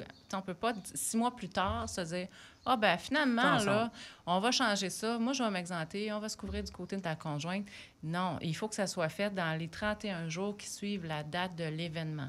Donc, si on parle d'une naissance, même chose. Habituellement, si on veut réaligner nos affaires puis dire, finalement, on va revoir qui sera notre assureur, il faut le faire dans un délai assez court. Est-ce qu'il y a un max... J'ai un médicament aujourd'hui, je veux le réclamer au mois de décembre. Est-ce que j'ai encore le droit? Oui, parce que tant qu'on est assuré, on a 12 mois suivant la date du service de l'achat pour le réclamer à notre assureur. Mais vous parlez de vous autres, parce que l'autre fois... Il y a des règles. Tu sais, on se parle... En fait, moi, je m'étais rendu à la pharmacie, puis ma carte était... On avait changé d'assureur, puis on ne me l'avait pas dit. Puis à un moment donné, j'étais arrivé à la pharmacie, puis mes médicaments étaient remboursés. Je ne savais pas que ça se parlait. Là, ça m'étonne. OK. Mais habituellement, c'est que tu n'as pas présenté ta nouvelle carte d'assurance. Au moins, tes pilules étaient trop fortes. Ouais, c'est peut-être ça aussi. C'est ça, peut-être. Tes pilules étaient trop fortes. Ouais, ça se peut. Mais parlant de pilules trop fortes, tu en as parlé un peu aussi, mais c'est pas tous les médicaments qui sont automatiquement couverts. Pas tous les médicaments qui sont automatiquement couverts, effectivement. Premièrement, il y a la liste de médicaments qu'on appelle la liste RAMQ. Ça, c'est les médicaments qui sont couverts par le régime public. OK? Le gouvernement détermine quels sont les médicaments qui sont remboursés dans le régime public. Et les assureurs se doivent d'être aussi généreux, sinon plus, que la RAMQ. Donc, c'est sûr et certain que dans le régime que vous avez, minimalement, les médicaments qui sont couverts par la RAMQ vont être couverts. Mais les assureurs sont plus généreux la plupart du temps, même pratiquement tout le temps. Donc, la liste, elle va être beaucoup plus large. Donc, l'avantage aussi dans le collectif, c'est que c'est très possible que le médicament qu'on t'a prescrit se retrouve couvert, alors que si tu étais avec la RAMQ, il ne serait peut-être pas. Puis, à titre d'exemple, j'en ai parlé aussi tantôt, par rapport aux médicaments anti-obésité, là, ça commence à sortir. L'Ozempic, on a dit que c'était pour les diabétiques. Mais là, on a maintenant le différents médicaments, dont le Wegovy, qui traite spécifiquement l'obésité. Mais ça, c'est pas couvert par la RAMQ. Mais par les assureurs. Tu as des assureurs qui vont le couvrir, mais sous certaines conditions. Donc, il y a des critères pour être admissible, parce que ça aussi, ça va venir avec des coûts. Fait qu'il y a des mesures de contrôle que les assureurs mettent en place aussi pour s'assurer que ça ne dégénère pas puis que les primes ne se mettent pas à coûter trop cher. Donc, le fameux Wegovy, ça va être à surveiller dans les prochains mois, prochaines années. Mais ça prend la plupart du temps une autorisation préalable. Donc, on va nous demander de compléter un formulaire, d'aller voir notre médecin. Ils veulent voir est-ce que ça répond aux critères pour qu'on puisse accepter de le rembourser. Moi, je n'ai une. Parce que dans le domaine du transport, les camionneuses, ils ne sont pas couverts par l'assurance et tout ça. chômage, en tout cas, je n'embarquerai pas tout là-dedans, mais moi, j'ai une question qui pourrait être reliée à ça. Que se passe-t-il avec ma couverture si je quitte mon emploi ou prends un congé prolongé? OK. Bien, quand il y a une fin d'emploi, il y a une terminaison des couvertures. Donc, notre assurance collective, elle prend fin habituellement à la date de fin d'emploi. OK. Puis pour revenir à ta question tantôt par rapport aux frais, le délai qu'on a pour soumettre nos frais, quand tu as une fin d'emploi, bien là, tu as un peu moins de temps. Si tu as des frais que tu n'as pas soumis, disons que tu es allé voir un massothérapeute, puis tu n'as pas soumis ta facture, mais tu as eu ton service avant, au moment que tu étais encore couvert. Mais là, tu as habituellement 3 mois suivant ta date de fin d'emploi. Fait que dès que tu quittes, là, dans les 3 prochains mois, soumets à l'assurance parce que tu ne seras pas remboursé. OK, je comprends. Tu as répondu à beaucoup de questions. Non, mais attends un petit peu. Celle-là, là, parce qu'elle est importante pour... Celle-là, si on revient avec la question des congés sans solde, congés prolongés, tout dépendant des régimes, puis ça, je dirais, savoir avec votre employeur.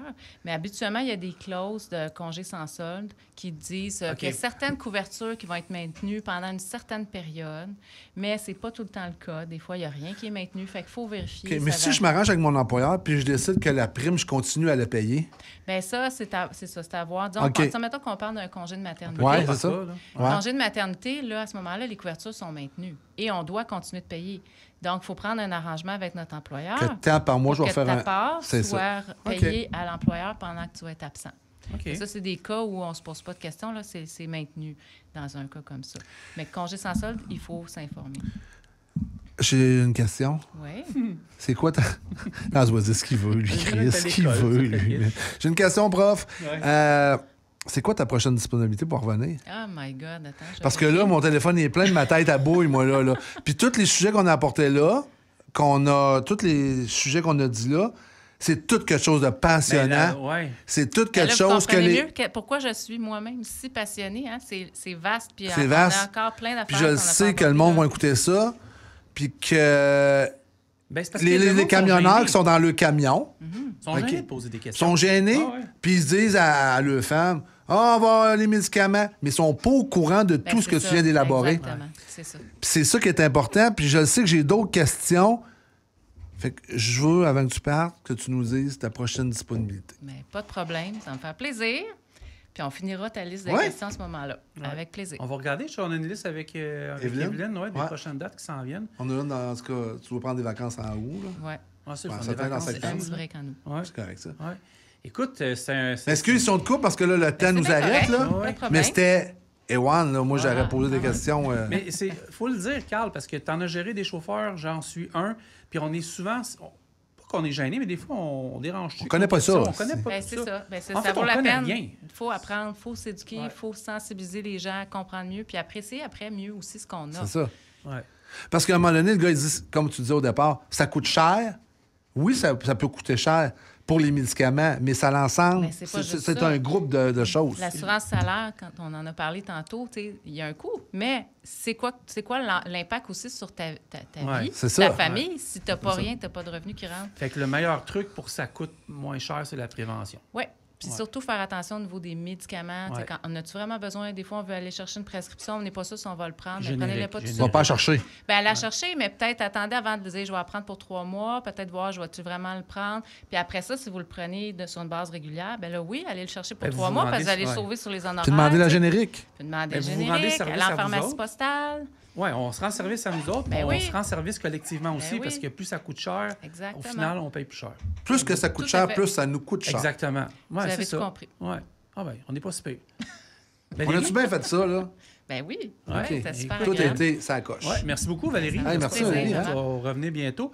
Carl Beaulieu, merci beaucoup. Merci, Francis Tremblay. Puis, écoute, prochain podcast, lui, non. Je pense que c'est chez Truck Stop Petit. OK. Oui, exactement. Donc, parfait. Bien, suivez-nous tout l'été. Donc, merci tout le monde. Oui, merci. Merci à Burroughs de nous envoyer Je peux te dire de quoi à propos de Burroughs? Ben oui, vas-y. Les remercier. Ils nous ont fait un beau post cette semaine. Oui, je viens les remercier. Ils nous ont, c'est quand même Burroughs, là, donc un super de beau post sur les médias sociaux dernièrement.